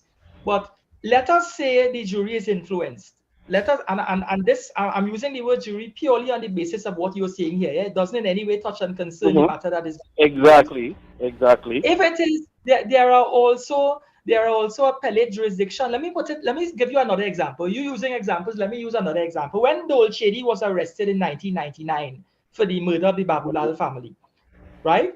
And he went before the court. The first thing that was raised is that they were saying that because of all the bad publicity associated with his name, we could never find a jury in this country that would have an unbiased view towards him. Before he even stepped into the dock to be arraigned and the charges read, anybody would want to say that Dole Chedi is Dole Chedi. He has a reputation that precedes him, and therefore he's guilty before even any evidence is put before the court. That was raised by his attorneys. That there's bad publicity, all the bad publicity he's not going to get a fair trial. You know what the response of the court was back then? That there is an appellate court and there's the Privy Council. So if you get a bad ruling in the High Court, go to the Court of Appeal, and if you get a bad ruling in the Court of Appeal, you could go to the Privy Council. In other words, you are free to appeal the matter to the highest court of law if you feel that you're getting a decision that is unfair. And there are checks and balances within the trial process. So when it is the trial continued in the High Court, it is up to the sitting judge, the incumbent judge, to give directions to the jury that before you go to deliberate and make a verdict or make a finding, that you ought to bear in mind that a person is innocent until proven guilty, that based on the evidence, you ought to make a decision and not based on a man's previous criminal history or what is known in the public space to have committed. So therefore, even in trial processes involving criminal matters, people are given the benefit of the doubt. And this instance doesn't marry on all fours with our current situation. This is a civil proceeding. It is a civil proceeding, it's not a criminal proceeding, and the AG hasn't been proven to do anything wrong. The AG is not accountable. He doesn't have to come out and address the members of the public and speak all now and say things and talk into the public space. He is the Attorney General of Trinidad and Tobago. Is above political office. He doesn't have to cover to any politician or any I quite agree. I quite agree with what you're saying. I mean, it's just that the way that is being perpetuated into the media stream, where the general public has got that assumption of, hey, you put this guy up there now, you bring him, you replace him to represent the country, and he finds himself in a little caca. You understand? And you mean basically. And this is the media. This is the media putting spin on an issue. The media and the politicians are misleading the public in that regard and putting things into the public space that is incorrect or that is premature. I tend to agree with you. You're saying it's premature because the real facts have not come out yet in the end of it all. However, the confidence of the people has, deferred because of, what everyone is hearing. I mean, come on, if I know you selling mango, I know you're the mango man. Understand? I can't come to you for orange. So basically, that's what's happening. Anyway, very good topic. Thank you for answering some of my, curiosity here. Take care, guys. Yeah, thank you. Yes, my brother. Stay safe. Yeah. All right. Yeah, I did. Yeah, for you understand what I'm saying. Allow me to say this. Me to say this. Yeah. When now that Kwai Tong and Pierre has raised this issue that he played more than a greater part than writing minimal notes, and that he was actively involved. The onus is now, having been put into the public space, the onus now falls on Mr. Amo to provide information, and the information is not to provide it to social media and the people of Trinidad and Tobago, but to provide it to the court or provide it in his appeal in some way to elaborate on, because he would have raised the issue of the Chinese wall and raised the issue of putting measures in place to avoid a conflict. It's just the interpretation of the court of original jurisdiction may have undermined or underplayed that, and they ruled with a certain slant. In other words, the appellate court now will have opportunity to ventilate the issue and to pay attention to whether the court that made the ruling considered all the evidence and all things of evidential value. In other words, the burden of proof. When it is you get locked up and you're being investigated for committing an offense, and they find drugs in your house, marijuana in your house, the police must prove 4 things in order to establish possession. They must prove that the drugs was in your house with your knowledge, that it was there with your consent, that it was there with your control, and that it was there with not just knowledge, control, consent, but it was there with your authority. They must prove all 4 limbs. And if it is they could only prove that it was there in your house, that is not enough to prove possession. If they prove that it was there in your house with your knowledge, that is not enough to prove possession. They must show also that it was there under your control and your authority. So when a housewife is arrested, they find marijuana in the house, and she says, yes, I know it have marijuana in the house. Yes, I know it's that my husband have it in the house. That doesn't prove that she's guilty of possession. She's simply saying, she could say, but I have no control over it being there. I live with him. I have 3 children with him. I know that there's marijuana. I know where the marijuana is, but I have no control over it being removed because that is his weed, and he doesn't want, I'll be in trouble with him. So, Fareed, let me come back to this, Fareed. Fareed, let me come back to this. Why should we rock back and be normal and cool? This is the age we're talking about, right? All that lacqueray and hullabaloo is going on. Why should we still accept him to be holding the office while all of this is going on? I mean, I think that is very simple, and it deserves a very simple answer. Why should we accept all this and play the waiting game until something is clarified for the Attorney General? I think this has interfered with the ordinary man, the man who, like I tell you, ain't all that knowledgeable. But this is the AG, and isn't there somebody else we can put there until this thing is cleared up? If he's that the man of choice, let's take another. All right. Let's take another call. We run out of time. We have a special guest at 6. Good afternoon.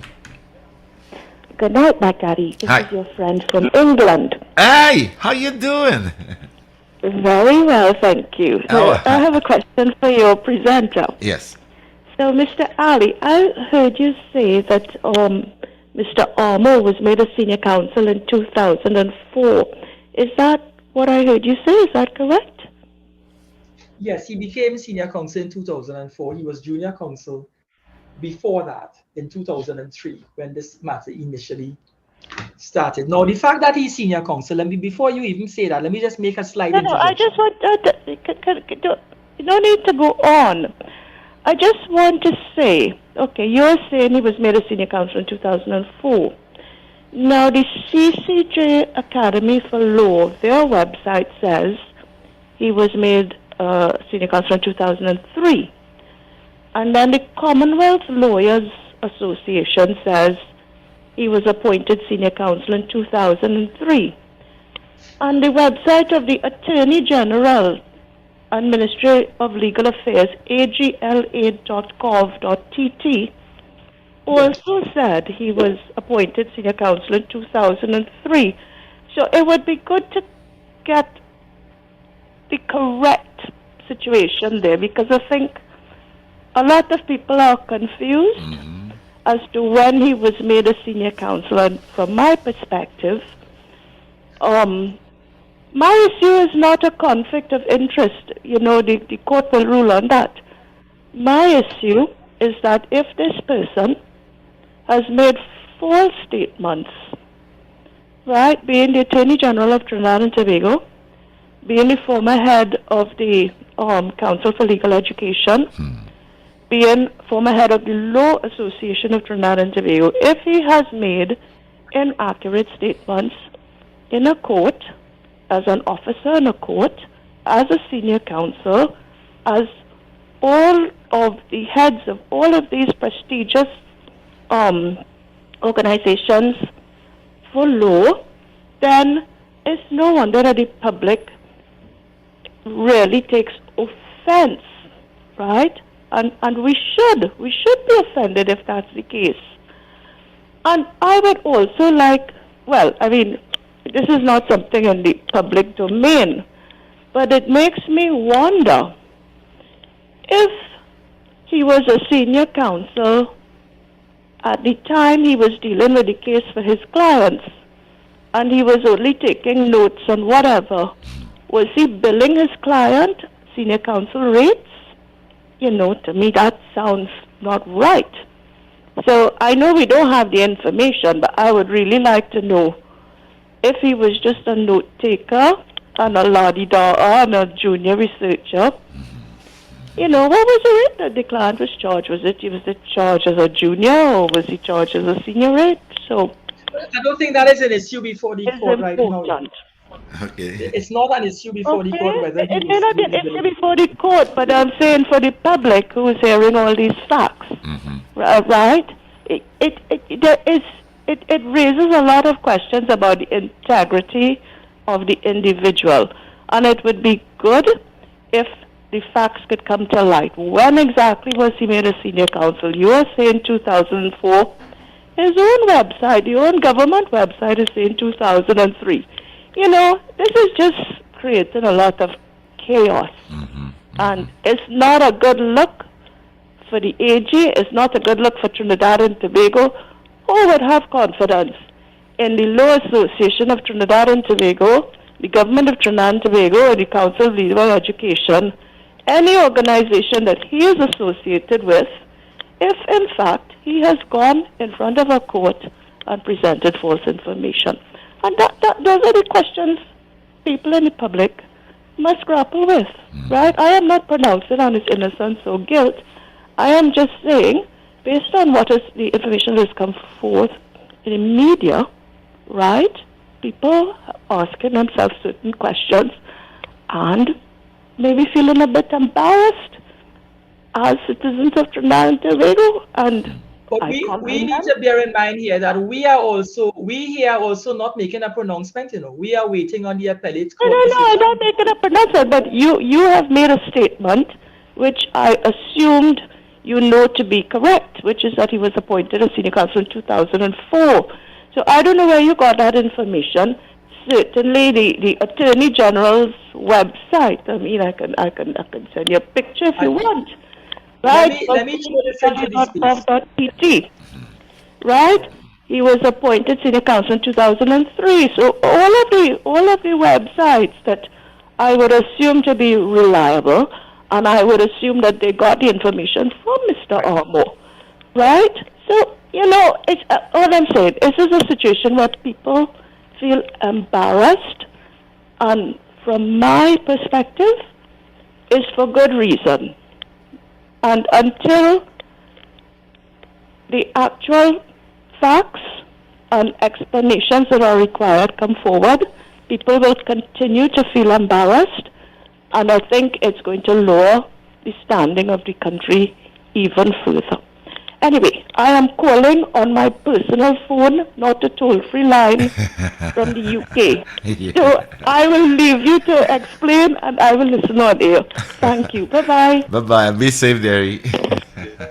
David, allow me to show this into the space. When it is you appear with a senior lawyer, meaning I appear with senior counsel in a matter, and I am junior counsel in the matter. Junior counsel doesn't mean to say that... junior counsel means just that I am under him in the matter. I am not the lead counsel.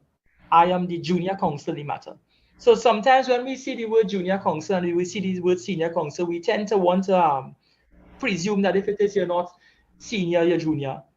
There is a lead counsel in a situation where it may be two senior counsel, but the person who is doing the advocacy might be one. So he would be the support, the other would be the supporting act with the senior lawyer. So hence you have advocate and instructing and so on. Now, whatever her concern is, whether, let us say it be said that he was appointed in 2003 or 2004.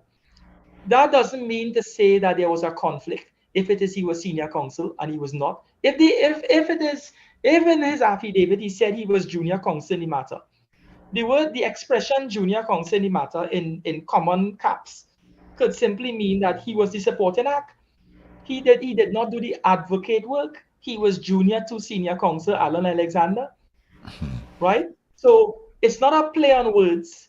People tend to want to walk where the fence is low. You know, there's an expression that the cow does pass wherever the fence low. The people want to embrace, well, you know, he said senior counsel when he was junior counsel. That it matters not, you know, because at the end of the day, the big issue, the substantive issue, is whether there was a conflict of interest, whether he shared information with the Attorney General's office that was used against Kwai Tong and Pierre. And there is no evidence of same. Now, allow me to say this before we even step further, right? Because we're nearing that point where we have to, our guest hasn't appeared yet, but he might be. Yes. When it is we talk about Chinese walls, now that Kwai Tong and Pierre has raised that issue of he played more than a supporting role. There is and I use that example pertaining to possession of drugs just now. There is what you call a deeming provision when it's a firearm offense, that if they fire a firearm in your house, the onus falls on you to prove that it was a firearm that is lawfully there, that is a licensed firearm, and that you are a person exempted under the Firearms Act to carry that. In other words, the onus now falls on Mr. Amo and the Attorney General's office by extension to explain how long these Chinese walls were in existence. It can't be a conveniently using the issue and saying that, oh, well, you know, we had this figurative Chinese wall up, that he is not privy to any documentation. In other words, you must actually firmly come out and show that what were the walls that were placed, how long the walls were there, if the walls only came up since this issue became live before the court, whether the walls pre-existed. Because we have law firms all over the world now where you have a Trinity law firm being represented by lawyers in England, being represented by lawyers in America. With the transference of information by email, with the transference of information by all electronic mediums, even if it is lawyers aren't interacting, meaning you and I don't operate out of the same building space, where we have physical access to documents. The documents could be emailed to us. The documents could be transferred to us by various electronic means. So even if you put up a Chinese wall, it is accessible. So it is now up to the AG's office to show that they put mechanisms in place to avoid that information being made available or being transferred from one person to the next. We have the SSA. We have various mechanisms in place in order to trace whether that sort of communication was taking place. So it's not, the Chinese wall is not an ad hoc mechanism. It's something that now that it is raised, it's up to the AG's office to show and to prove in what way it wasn't artificially erected, and that it was something that was structured and something that was put in place in order to, in other words, that wall is not a porous wall, right? I could read it, I'm just making a very short quote, right? Under the lawyer's professional responsibility, a book written by Dalpont, it says that Chinese walls that are part of the fabric of the institution are therefore more likely to work than those artificially erected to address a one-off problem. In other words, the walls must not be proven to be something that you just conveniently using as a tool to say that, oh, hey, Ole don't need to worry. Although that's how I was involved in the criminal proceedings 20 years ago, I am saying that we put up, there were mechanisms put in place to ensure. And the Chinese walls is a figurative wall, so to speak. It simply means that the AG's office would have put things in place to ensure that when he entered office, that his knowledge and his information that he would have had on Kwai Tong and Pierre wouldn't be used conveniently. You follow? And they must show that was done. So in other words, to attend to your point that when he was taking the job, he would have already, and he did say that, he would have already made a declaration that he represented in criminal proceedings before. So therefore, all the mechanisms would have been put in place to ensure that there would not have been a conflict of interest and information would not have been porously moving from him to them and so on. No secrets would have been traded. You follow me, David? I follow you, but I know that I don't think it's right that we should accept him as AG right now. If they clear it up tonight, he can come back in the seat tomorrow. That kind of bacchanal does not belong there. Good evening. Yeah, good evening. I just wanted a quote from another book called The Concept of Law by a fellow called H.L.A. Hart. The gentleman would know it. And the first sentence in the book is law is a social construction, full stop. Then it goes on to say the appropriate attitude to take towards law is therefore one of caution rather than one of celebration. Very instructive. Thank you, my brother. The Chinese Wall was one of caution. Caution was taken by the AG's office to ensure that information that would have been in the mind of Mr. Amor would not contaminate their proceedings in the courtroom. Good evening. And that Hi, is David. Yeah, we're going to continue taking calls until I see our guests show up here. Good evening. Hi, good evening to Gary back and to Mr. Ali. Yes. Now, I've listened to him thoroughly since you started, and I also listened to Mr. Israel Khan yesterday. But Mr. Israel Khan didn't go into so much detail, because of the length of the program, the shorter time he had, right? Yeah. Now, what I want to find out, well, I was getting confused because I know that it's not a substantial airport inquiry matter. He's saying it's a civil matter in this one, right? Mm-hmm. So, is it that? Is it that? You're correct. It's not a substantial matter. It is not. It is a parallel civil proceeding. That is what I know. That is what I get clarity from what listening to you, right? Because all the time I hear and reading and I say civil matter. So that means that civil matter was brought by Mr. Quaitong and others, right? Yep. Against whom? Against this, do you say Mr. Amol? No. The petition that Mr. Quaitong and Pierre presented in the court was a petition that Mr. Amor has a conflict of interest, that he once represented them in a criminal proceeding years ago, 20 years ago, and he would be privy to information that they would have shared with All the him. information. I Yes. think that in itself is a conflict, and I'm saying that in itself is not a conflict because this is civil proceedings. And that was criminal proceedings. It's two different set of proceedings. One or the other, but the information is not the same. Right, because I understand when you're saying the difference is criminal and civil, so that has nothing to do with Mr. Reginald Amor, right? He can't, well, in other words, can't be conflict, right? Well, that is what he's alluding to. conflict. That there is no conflict, none whatsoever. Well, from listening to you and from my little reading and thing, I feel that is not a conflict because it's a different matter altogether, right? Well, we have to wait and see what the court will say. But we seem to be on the same page. At least we understand each other. Right. Now, the other thing, would it be that he would have, say he was the AG and he represented them in the criminal matter. When that time comes, wouldn't it be, wouldn't he have to recluse himself as Attorney General? Even all this what is happening now, wouldn't he have to recluse himself as the Attorney General with the other matter, with the criminal matter? Seeing that he was a part of the legal team? The answer to that question is he needs to address his mind to that when the time comes. So the lay answer, there's no lay answer to that position. The thing is, if there is a conflict that arises down the road, then in order to keep the streams that flow between the matter clean, he ought not to get involved.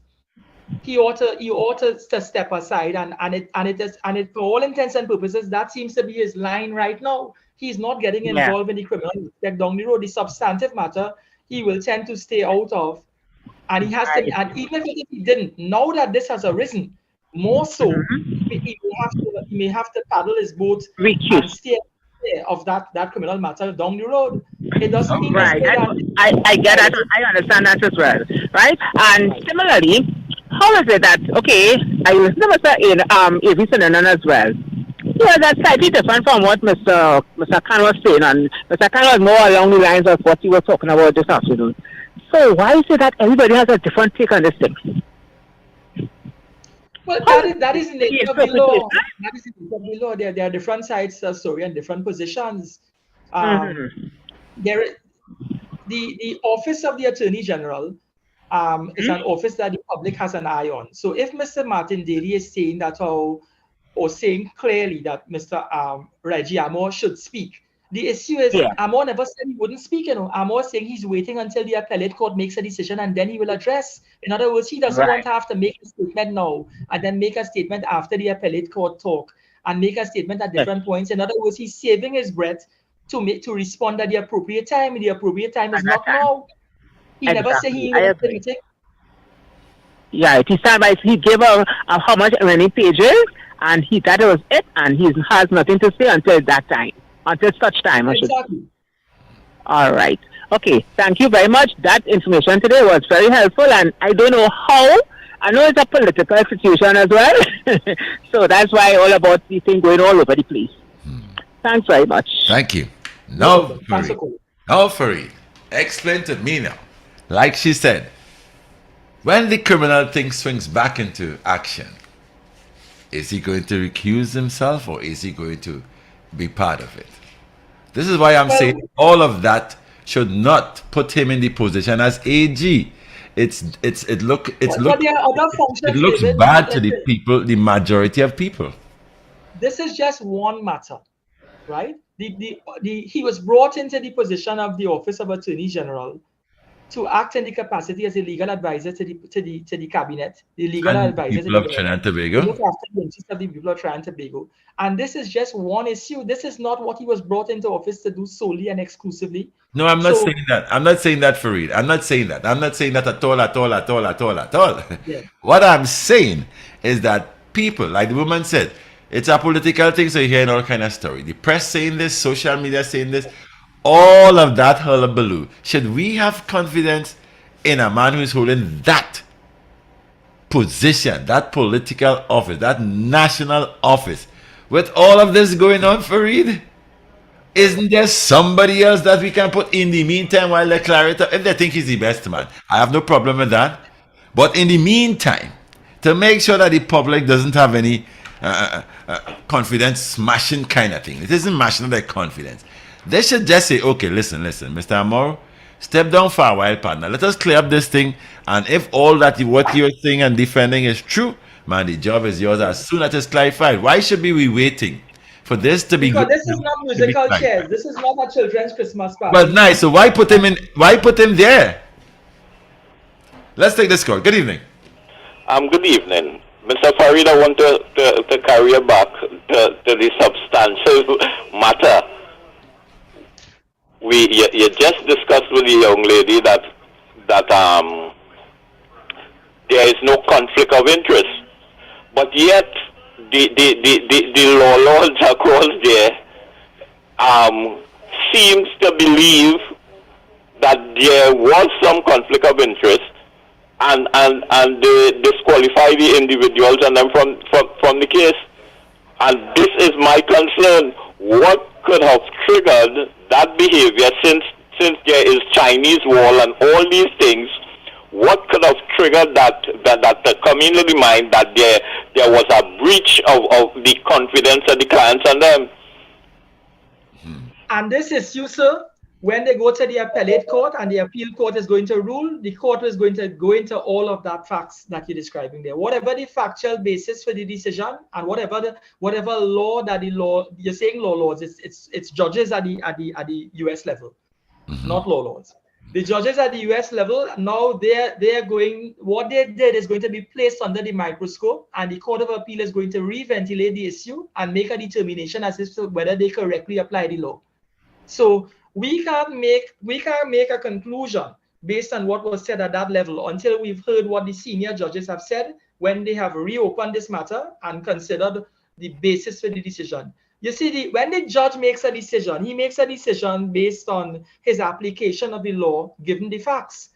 We don't know that his application of the law was correct. We don't know that the application of the law didn't consider certain facts. Certain factual things weren't taken into consideration. So when it goes to the appeal level, the law lords may very well look at it and say, listen, I understand that the court made its ruling based on the consideration of these facts, but the court at that level didn't make its ruling having correctly interpreted those facts in relation to the law. They could in other words, they could go behind the decision and try to decompartmentalize the reasoning behind the decision and see whether the conclusion was correct. It's like this: you get an equation to solve in a courtroom, right, or in a classroom, and you have the right result but the wrong procedure. So the court could go behind the decision now and say, well, only come to a conclusion in terms of there's a decision, but when I examine the procedure engaged, the procedure and the application of the law was all over the place. There are things that you didn't consider. So you end up with an answer not having considered the individual pieces of the equation. In other words, they must decompartmentalize the reasoning process of the lower court and make a determination as to whether these people make a correct decision. They could very well go and mash up everything that was said by the original court and say, you all clearly didn't consider this A, B, C, D, and E, that all you looked at is X, Y, and Z. Tell me something, Fareed. While all of this is going on, are they asking us, the normal people, who are in the majority that I'm sure confused, with all the explanation, they're still confused, you know, are they asking us to all listen and leave the man in as a Gina man? It's okay. But it's not for the layperson to say. The Prime Minister has a responsibility and he has to exercise his best judgment. The Prime Minister has the power to remove the AG. You know. If the Prime Minister wants to remove him tomorrow morning or tonight, it could be done. The Prime Minister has that power. He has that power to remove him. If it is Mr. Rowley chooses to return to Trinidad in the morning, because we don't have a timeline on when he's returning, right? Or if Mr. Imber chooses to do so as acting Prime Minister, that is within his foray to make that decision. Why hasn't the Prime Minister or the acting Prime Minister so acted? Why haven't they informed the President that, we're going to remove him? I want to know if it's okay. While all this is going on, it's okay for us to accept him? Let's take another call. Good evening. Good evening again, gentlemen. Yeah, Mr. Pina. I'll just call you Fareed.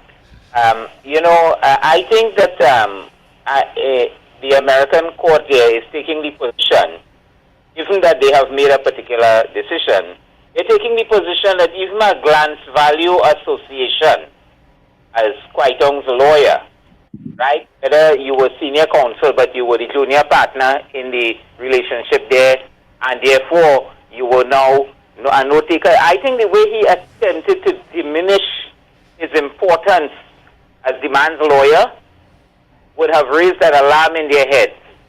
And therefore they figure, well, the best thing to do here, even if it's a glance value association, he was just there doing nothing, but he was on his side, on Kwaitong's side. Meaning that they consider all the facts then. They just at a passing view form a conclusion. Because, you see, the way he attempted to diminish his own importance, and you're dealing with judicial officers who will know that a junior lawyer, a junior partner or whatever, junior counsel, whatever level you are sitting there with the team that is representing the man, and you're trying to say, well, I just really didn't have nothing to do with that.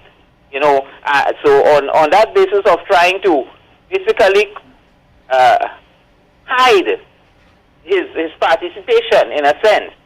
So, well, you see that we're not going to delve into all of that. We could just disqualify him and proceed with our business. So I strongly suspect, my suspicion of him in this matter is that he tried to minimize his role in front of people who know better. You could come in the public domain and talk that nonsense. But you as a lawyer and other lawyers would know that is absolute rubbish.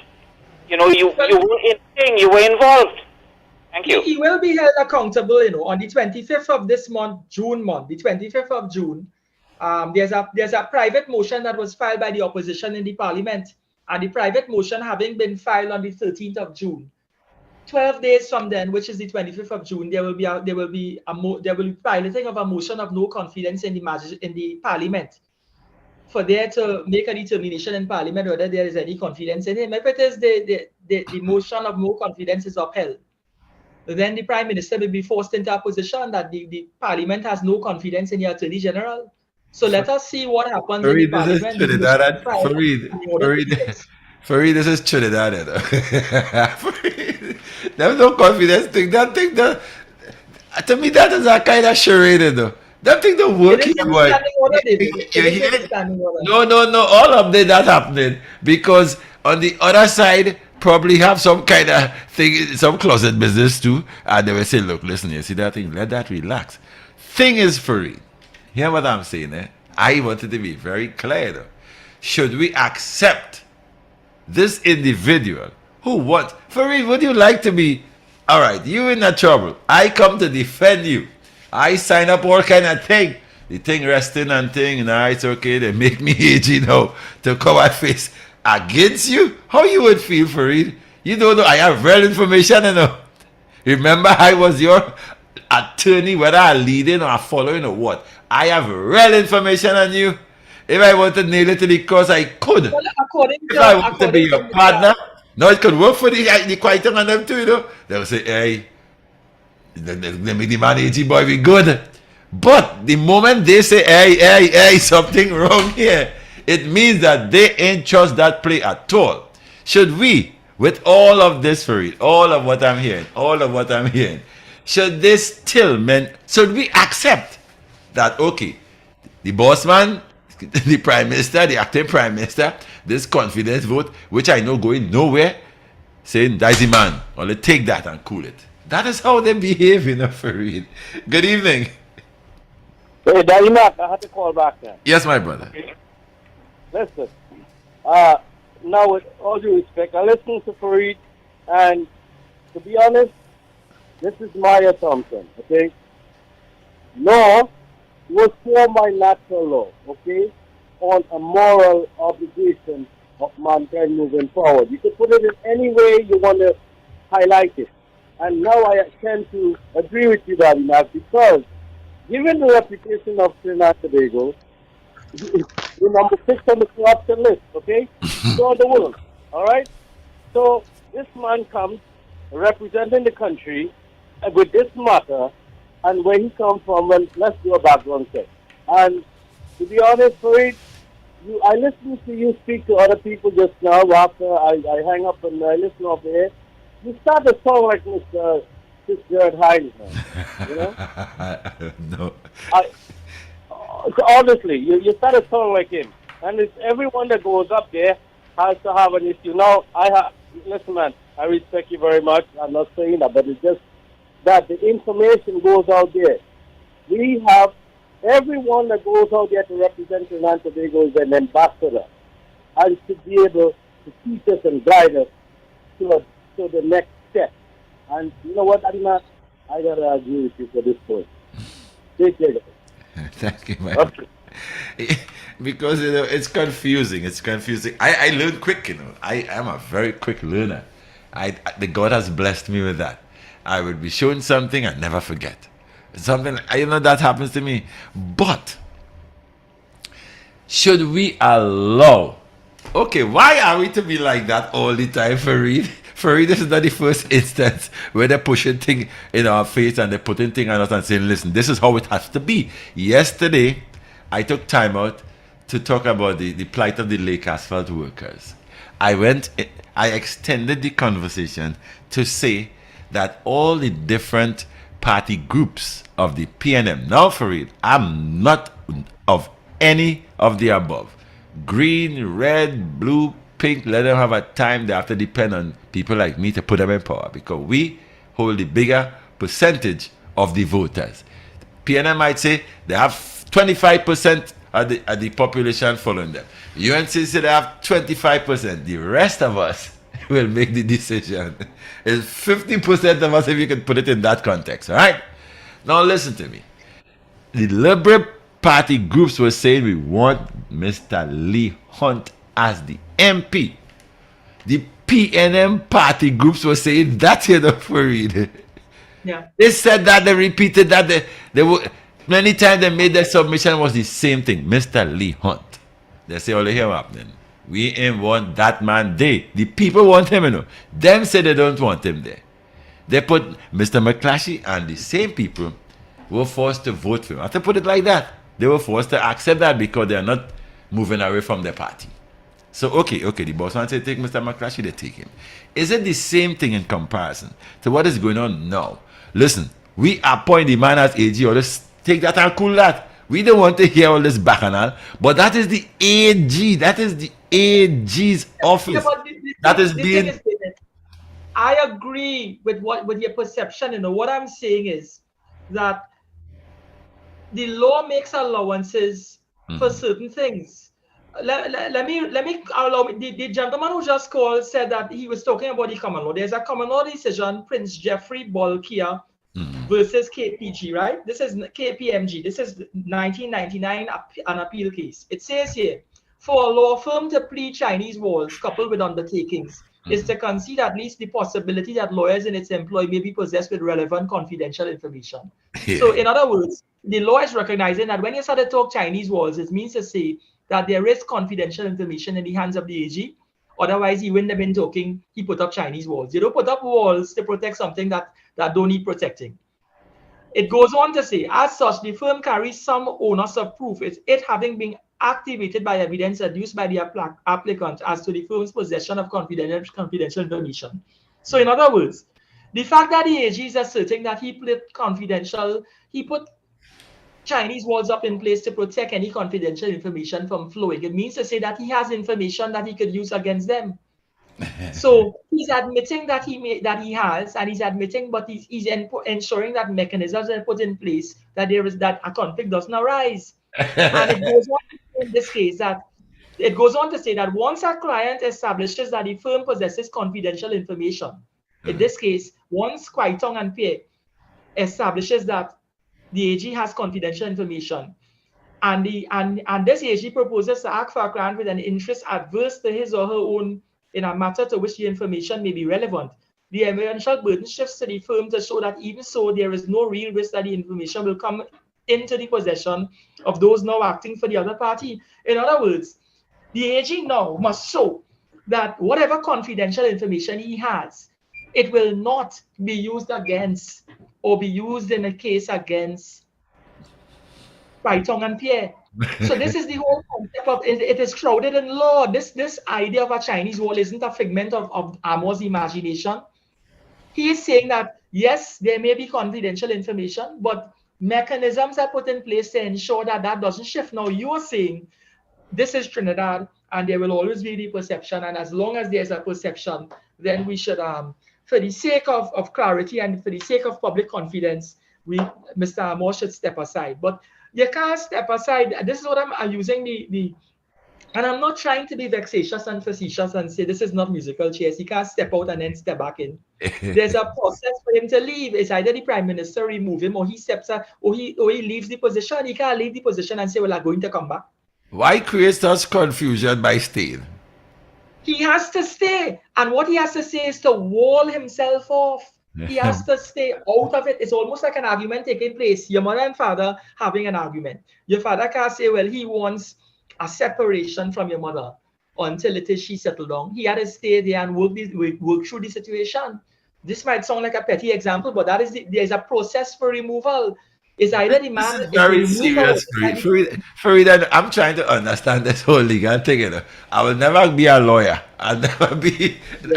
an officer in the law. We call it. The Prime Minister has to remove him, or he has to resign. He's not going. You can't step aside. In fact, what he's doing is he's not resigning. The Prime Minister is not removing him, and he's simply stating, "I'm actually taking myself out of this matter as it relates to Kwai Tong and Pierre." So he is doing just what you're saying. He's stepping aside and allowing. That is what we refer to as the figurative Chinese wall. He is saying that, oh, don't worry about it. No confidential information that I may have is going to be used against them. That's the comical part for me. So you're saying that it's impossible to divorce yourself like that? To separate yourself? I tell them fellas are real deep pockets in the panda. All right, let's take this call. Good evening. Good evening. You know, as Mr. Farid was talking, my mind ran back. Yeah. Did Mr. Ramesh Lawrence Maharaj ever was the lawyer for in any of these matters? Because as Attorney General, he was the one who orchestrated the whole case. He would have executed what his responsibility in that matter as an AG. There would have been a mercy committee. The mercy committee would have met, a decision would have been made. There was a constitutional motion that would have been filed. The court would have ruled in relation to that, and the AG has a responsibility. And it wasn't him who gave the order to hang those individuals. there is a registrar in the criminal registry. Oh, sorry, there is a registrar who has a responsibility to give that order, to give the instruction to go ahead. Tell me, if you were in Kwai Tong's shoes, how you would have how bummy you would have been? Let me ask you straight up. You wouldn't be bummy at all? Well, I would have ensured that my lawyers were properly instructed, and I would have retooled them, and I would have given them enough information to defend me in the best possible manner. In other words, once you have a competent attorney representing you, once you inform them as to what role the AG played and what information he has, it's up to them to put that to use.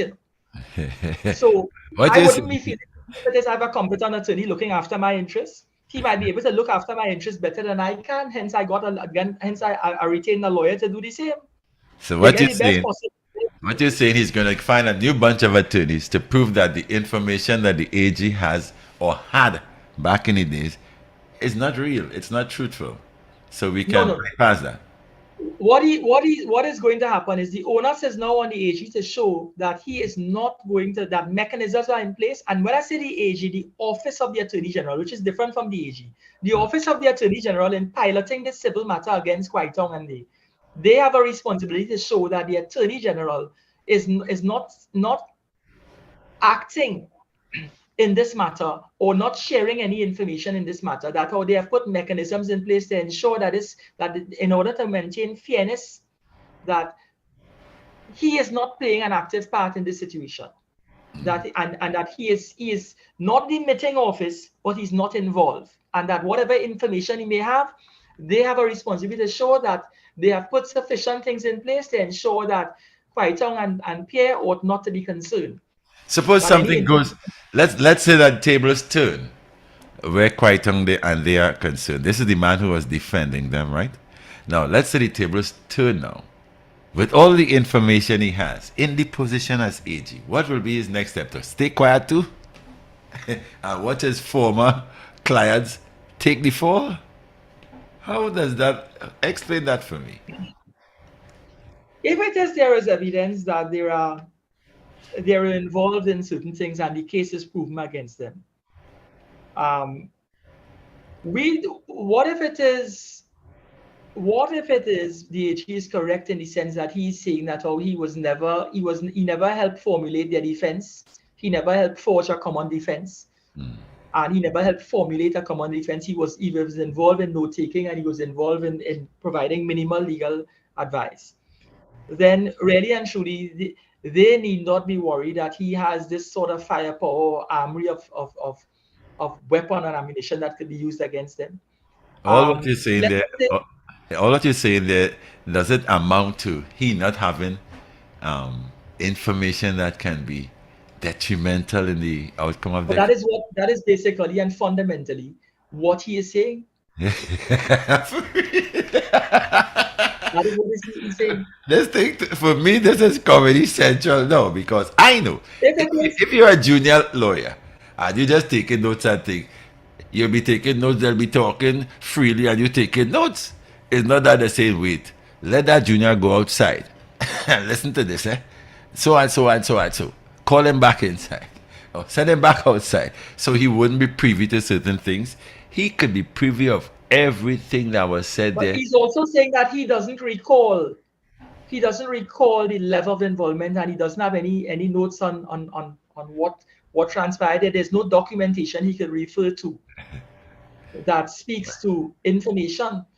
In other words, he doesn't have within his reach any access to written material, documentary, otherwise, and his powers of recall in relation to the things that he did is minimal. Can we use a lie detector here? Is that possible? But there may not be the need for that. He's not on oath. The only time we need to go that route is if he's on oath. No, we put it in there as AG now. Tell us the truth, Mr. AG. Speak up in this polygraph machine. Tell us. You knew nothing of importance that could implicate this gentleman. Tell us. But would be much. you're saying polygraph, that there's a process to engage polygraph testing. There's no reason that to doubt his credibility.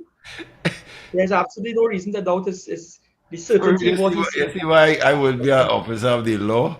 I think there are so many different avenues to approach this final take on the law. I mean, what is my concern, partner, is that, okay, I have a lot of patience. I will wait till all this pan out to hear whether the big boys in the law and the heads of law and everybody thinks, say, yes, you're wrong, or no, you're right, or whatever. But in the meantime, Fareed, what kind of example is being set here for the normal man to follow? Because I've seen it, I've been to the courts already for property matters and all of that. And sometimes I sit down and listen, because you know sometimes I have to wait till they call, you have to behave and be quiet. So they'll be very attentive, or you might be sleepy. And they can't sleep in the court, they want to put you out. So you're up, you're listening. And there are instances where I saw legal action was taken against people for lesser than that.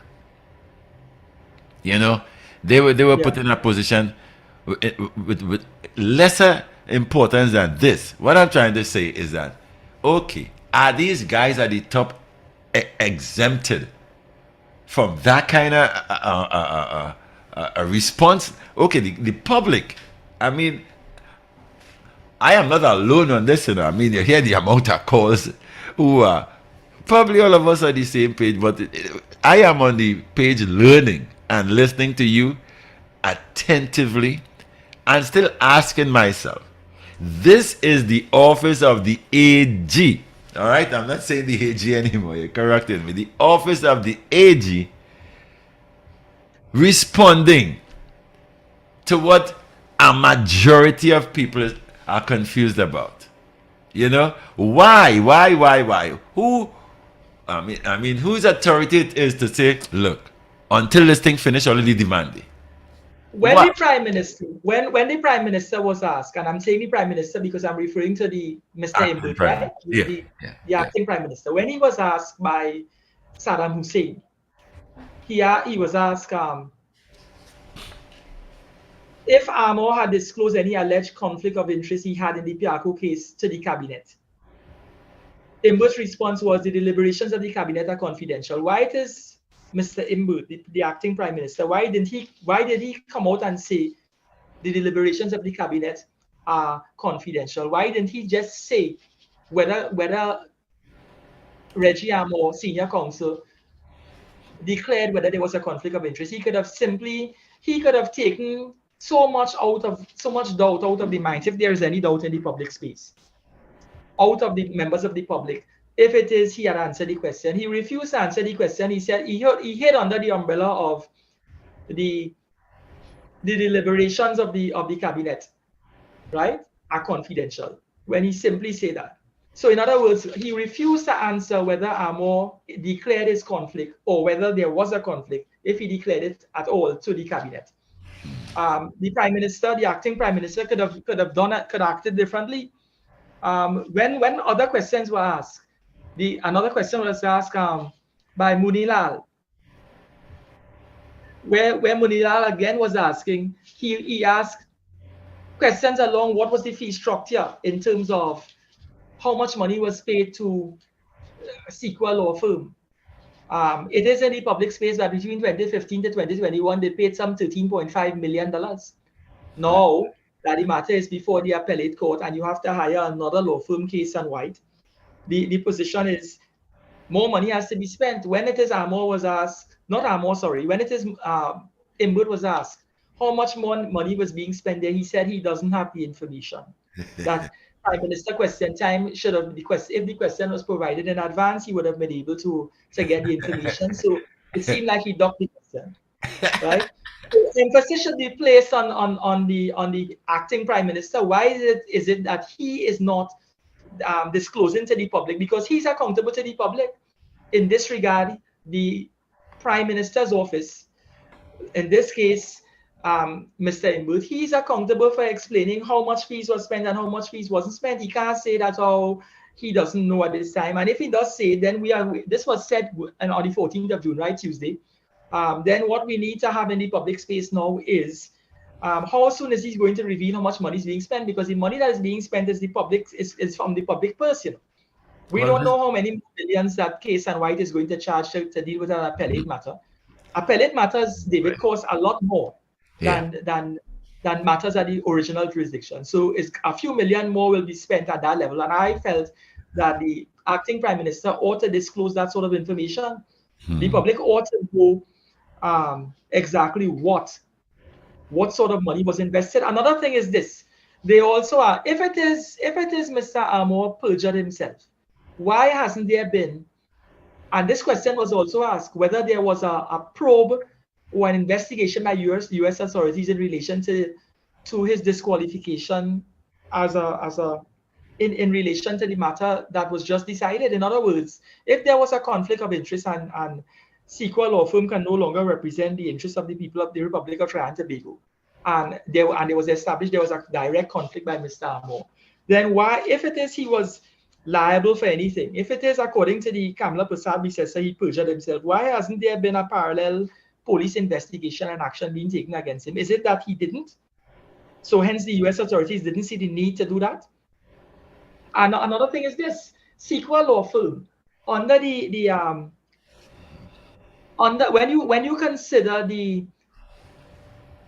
rules, the rules as it relates to responsibility to the court, there was no finding that they in any way acted outside of their mandate, meaning that they lied to the court when they provided that affidavit that contained so-called untruths. No action was taken against them. So all of these things have to be considered. See, people are so focused on the tree that they're missing the forest. When it is a decision has to be made before the court and a deliberation has to be made, it's on the totality of the events.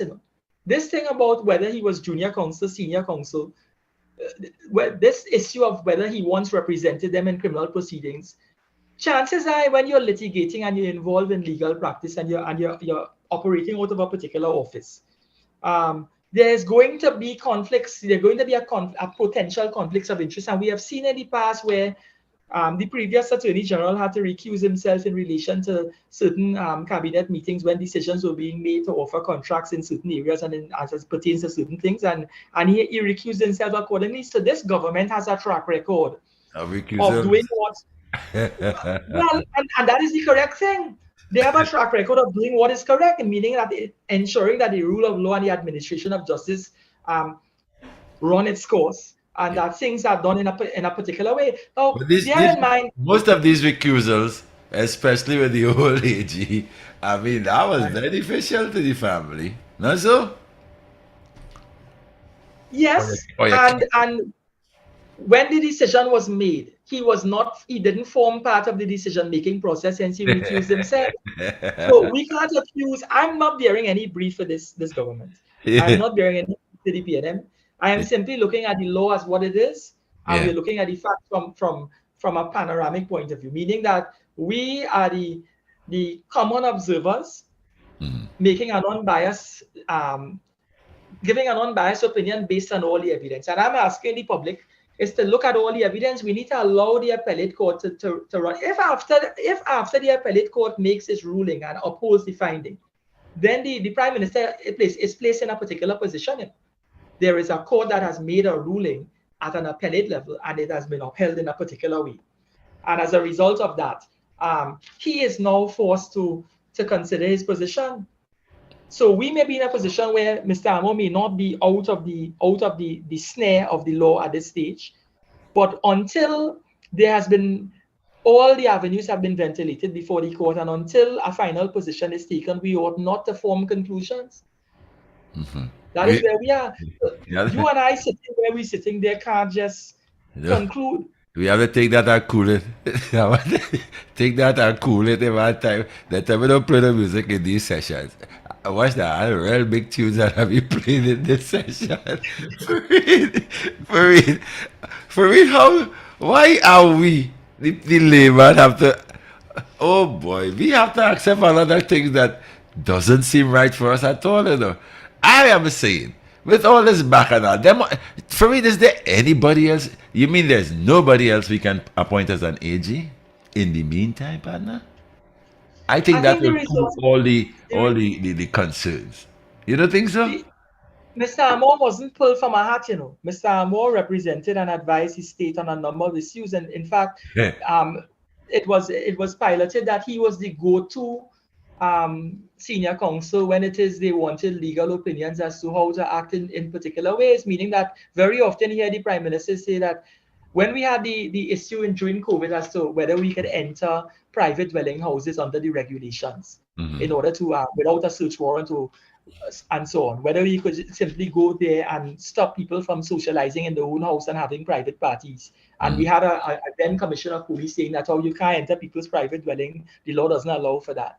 And then our Prime Minister said that he was getting advice from senior counsel that says we can't under the regulations because it's a public health issue. And under the public health ordinance, if it is people are breaching the regulations and circumventing the law by having private parties and gathering in groups and want to say that it's a private dwelling, also therefore the law can't touch it, it's not a public space, then they could so act. It's the same way that, and he said that he sought senior counsel's opinion on that. We don't know what senior counsel he sought or who he sought, but people turn to senior counsel to get advice from time to time and make decisions. So we have to trust the process. If it is there are other people you could turn to, Mr. Amor was somebody that was within the eyes of the Prime Minister, the best person for the job. He would not have gone and seek someone that he didn't have the confidence in. Good evening. Good evening. Yeah, good evening. Once being as Mr. Farid outlined some of his track record, what role did the AG, Mr. Amor, play in assisting Keith Scotland and former Attorney General John Jeremy to assist Granger in Guyana of clearing the election? What role did he play in that?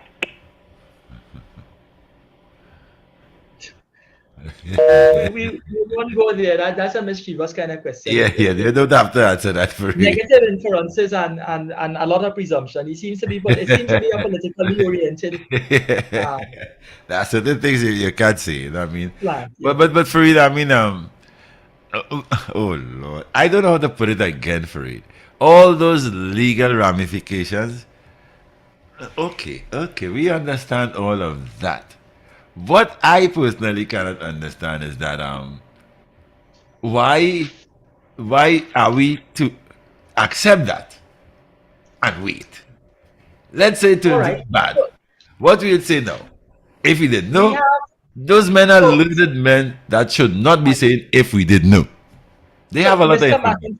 We started the program and we're getting close to the end where we could come back to where we were. Two things are left to be done now. Yeah.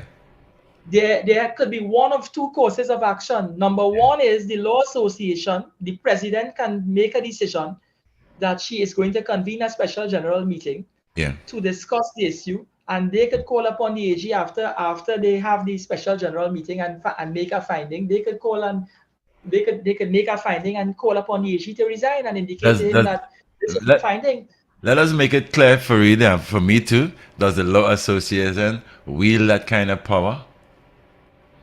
Yes, the Law Association has a responsibility to hold the government to account and to point out when they're stepping out of line and when they are acting in a manner that they ought not to act. Let me use a live example. You remember when it is we were talking when our Prime Minister was attacking the Law Association, he was saying that how it's UNC led, and he was saying that how they have a political agenda. Then he went on to so far say that how, as it relates to the administering of bail or the granting of bail for persons who are remanded for murder is not what the people of Trinidad and Tobago want. And the Law Association come out and said that you as Prime Minister ought not to be speaking on a public platform on a matter that is being yet to be adjudicated upon or be decided upon before the courts, that he's offending the sub judice rule. So the Law Association came out and put Prime Minister Rowley in his place and tell him he need to be quiet. Now, the thing with the association is there as an oversight body to look after the interests of the people of Trinidad and Tobago and to hold the government to account, and they did that with regard to Mr. Rowley. But they have no power to remove him, because his office is a politically generated one, meaning that he was mandated by the people to be the leader of the party that holds the majority and the prime minister. But the association is not to back down. They ought not to be intimidated by Mr. Rowley or his government or even the opposition. They ought to be. So when the opposition now is calling on the Law Association to act in a certain way, you notice Ms. Short and senior counsel is not even budging. She is saying that, oh, until there's a requisition form before me with 25 signatures, I'm not convening a meeting. And she has said in the public space, I am not calling any meeting and convening any meeting until the appellate court has made a ruling. So the Law Association is a strong body. They prepare to stand up to the Prime Minister and the opposition, and we have evidence to prove. So apart from that, you calling on the Prime Minister, the leader of the opposition is calling on the Law Association to get involved. They're trying to rally support behind their political cause. The same opposition has the power to file a motion under Section 36 of the Standing Order and that motion is a motion to file a motion of no confidence in the Attorney General and to have a debate and so on. So they filed that on the 13th of June, and on the 25th the debate will have to take place. So there are mechanisms in place, but you see, a lot of people are being gaslighted in the public space through the mechanism of the media by people with peculiar and specific interests. And the thing is, Kamla Prasad Bisesa and Saddam Hussein, they are lawyers. Dinesh Rambali, they are lawyers. I don't think that these, particularly Kamla Prasad Bisesa being senior counsel, they ought to know the things that we just discussed, the law we discussed, the Legal Profession Act, the standing orders, what the rules under the Legal Profession Act says. They ought to consider what the Constitution says under Section 78, 79, and 88. But I don't know if they conveniently, like how Eric Williams used to turn off his hearing aid, as they state figuratively, when things are being said. I don't know if they turn off their hearing devices and they hear what they want to hear and they say what they want to say. And you see, they're pandering to the public. They're trying to sway public opinion and get people to act in a certain way. At least the Law Association is strong enough as an oversight body to withstand the public pressure and the political pressure and to do what is the right thing. Right. The Law Association is standing firm, not standing firm behind the AG, but standing firm behind the administration of justice and the rule of law. And they are simply indicating there's a procedure, and we are not going to invoke the procedure. It falls back on the Prime Minister now. If it is he's of the view that his Attorney General is causing his government embarrassment and that he didn't declare that there was a conflict of interest, if the Prime Minister of that view, then remove him. So we are left to say if the Prime Minister is not removing him, it means to say that he declared his interest before the PM. The Prime Minister was well aware of the level of involvement, and he has reason to believe that he's satisfied with the answers given by Mr. Amor, because our Prime Minister is not the kind of dude who will just simply allow people to railroad him and to mislead him. He's an antagonistic kind of guy who would simply get up in your face and tell you what you want to tell you. If it comes to behavior of a certain kind, I'm not saying Wajang behavior, but a behavior of a certain kind. You capable of that? Let's take a final call. Good evening. Final call. I'm calling back on Comedy Central. Okay? Now, the thing is, Fareed just said something, and listen to this carefully. He said, when Gary Jacobs brought up the issue about you can't hold people in the private property, he said he's seeking advice. He didn't say, hey, that's the law. He said he's going to seek advice from the senior counsel. So what a man said should be argumentable in court, right? So that is the advice that the senior counsel can argue on behalf of the country, on the behalf of the state. So this still goes back to Gary Mack. If I come to visit you down in Point Fortin and I bring, my boys down to visit you, and you want to know that good guys are coming to represent you? Yeah. Exactly. You don't want to know, you have to question this man all the time. So that's your point, and I agree with you. Fareed, I do very much respect you, okay? But you're trying very hard. Thank you, my brother. The Farid is an ace attorney, and Farid is getting better as the time ticks on. I'm listening to you, the Farid. I remember when you were at the studio with Dr. Job and Andy Johnson. I'm thinking, I think you have grown by leaps and bounds. So, like I describe it as Comedy Central because, partner, you see me? You see when them kind of games played out. I would rather wait till but you see, in the meantime, if your name jumping up in the bacchanal, oh God, just step aside now. If you're for real, if you're a maker of that kind of metal that you say, I sure they cannot prove me wrong. I am correct. I have no ill will. I am clean. Well, just rock back. Them fellas ain't looking for a loaf of quail like me later. They have everything in their setting. What I'm saying, it doesn't take you anything to say Prime Minister here. I don't want to embarrass you. I don't want the country to have no confidence in the office of the Attorney General. So let me just, next 2 weeks or next 3 weeks, let this thing come out, this appellant thing that you talk about, and let us go back to the job. Let's go back to work. I think that's the only how. And because no, when that happens, if that happens, the opposition might be walking like pigeons in Woodford Square with their chest up. Their base might say, see, it's the same thing. So I understand why he's staying quiet. I understand why we have to wait and all of that. But in the meantime, Farid, I know if that was England, partner, in England, the slightest thing might have to step down. The slightest of slightest. You're saying that Boris Johnson has not stepped down and he clearly breached the regulations and was hosting parties at the parliamentary, at his Prime Minister's residence. Yeah. So in as much as in England, you're held accountable. There are certain things that people hold to their positions. I don't think we have a Prime Minister who is about fluff and fancy. He's somebody who has taken so many people before the court for defamation suits when they say things about him and won.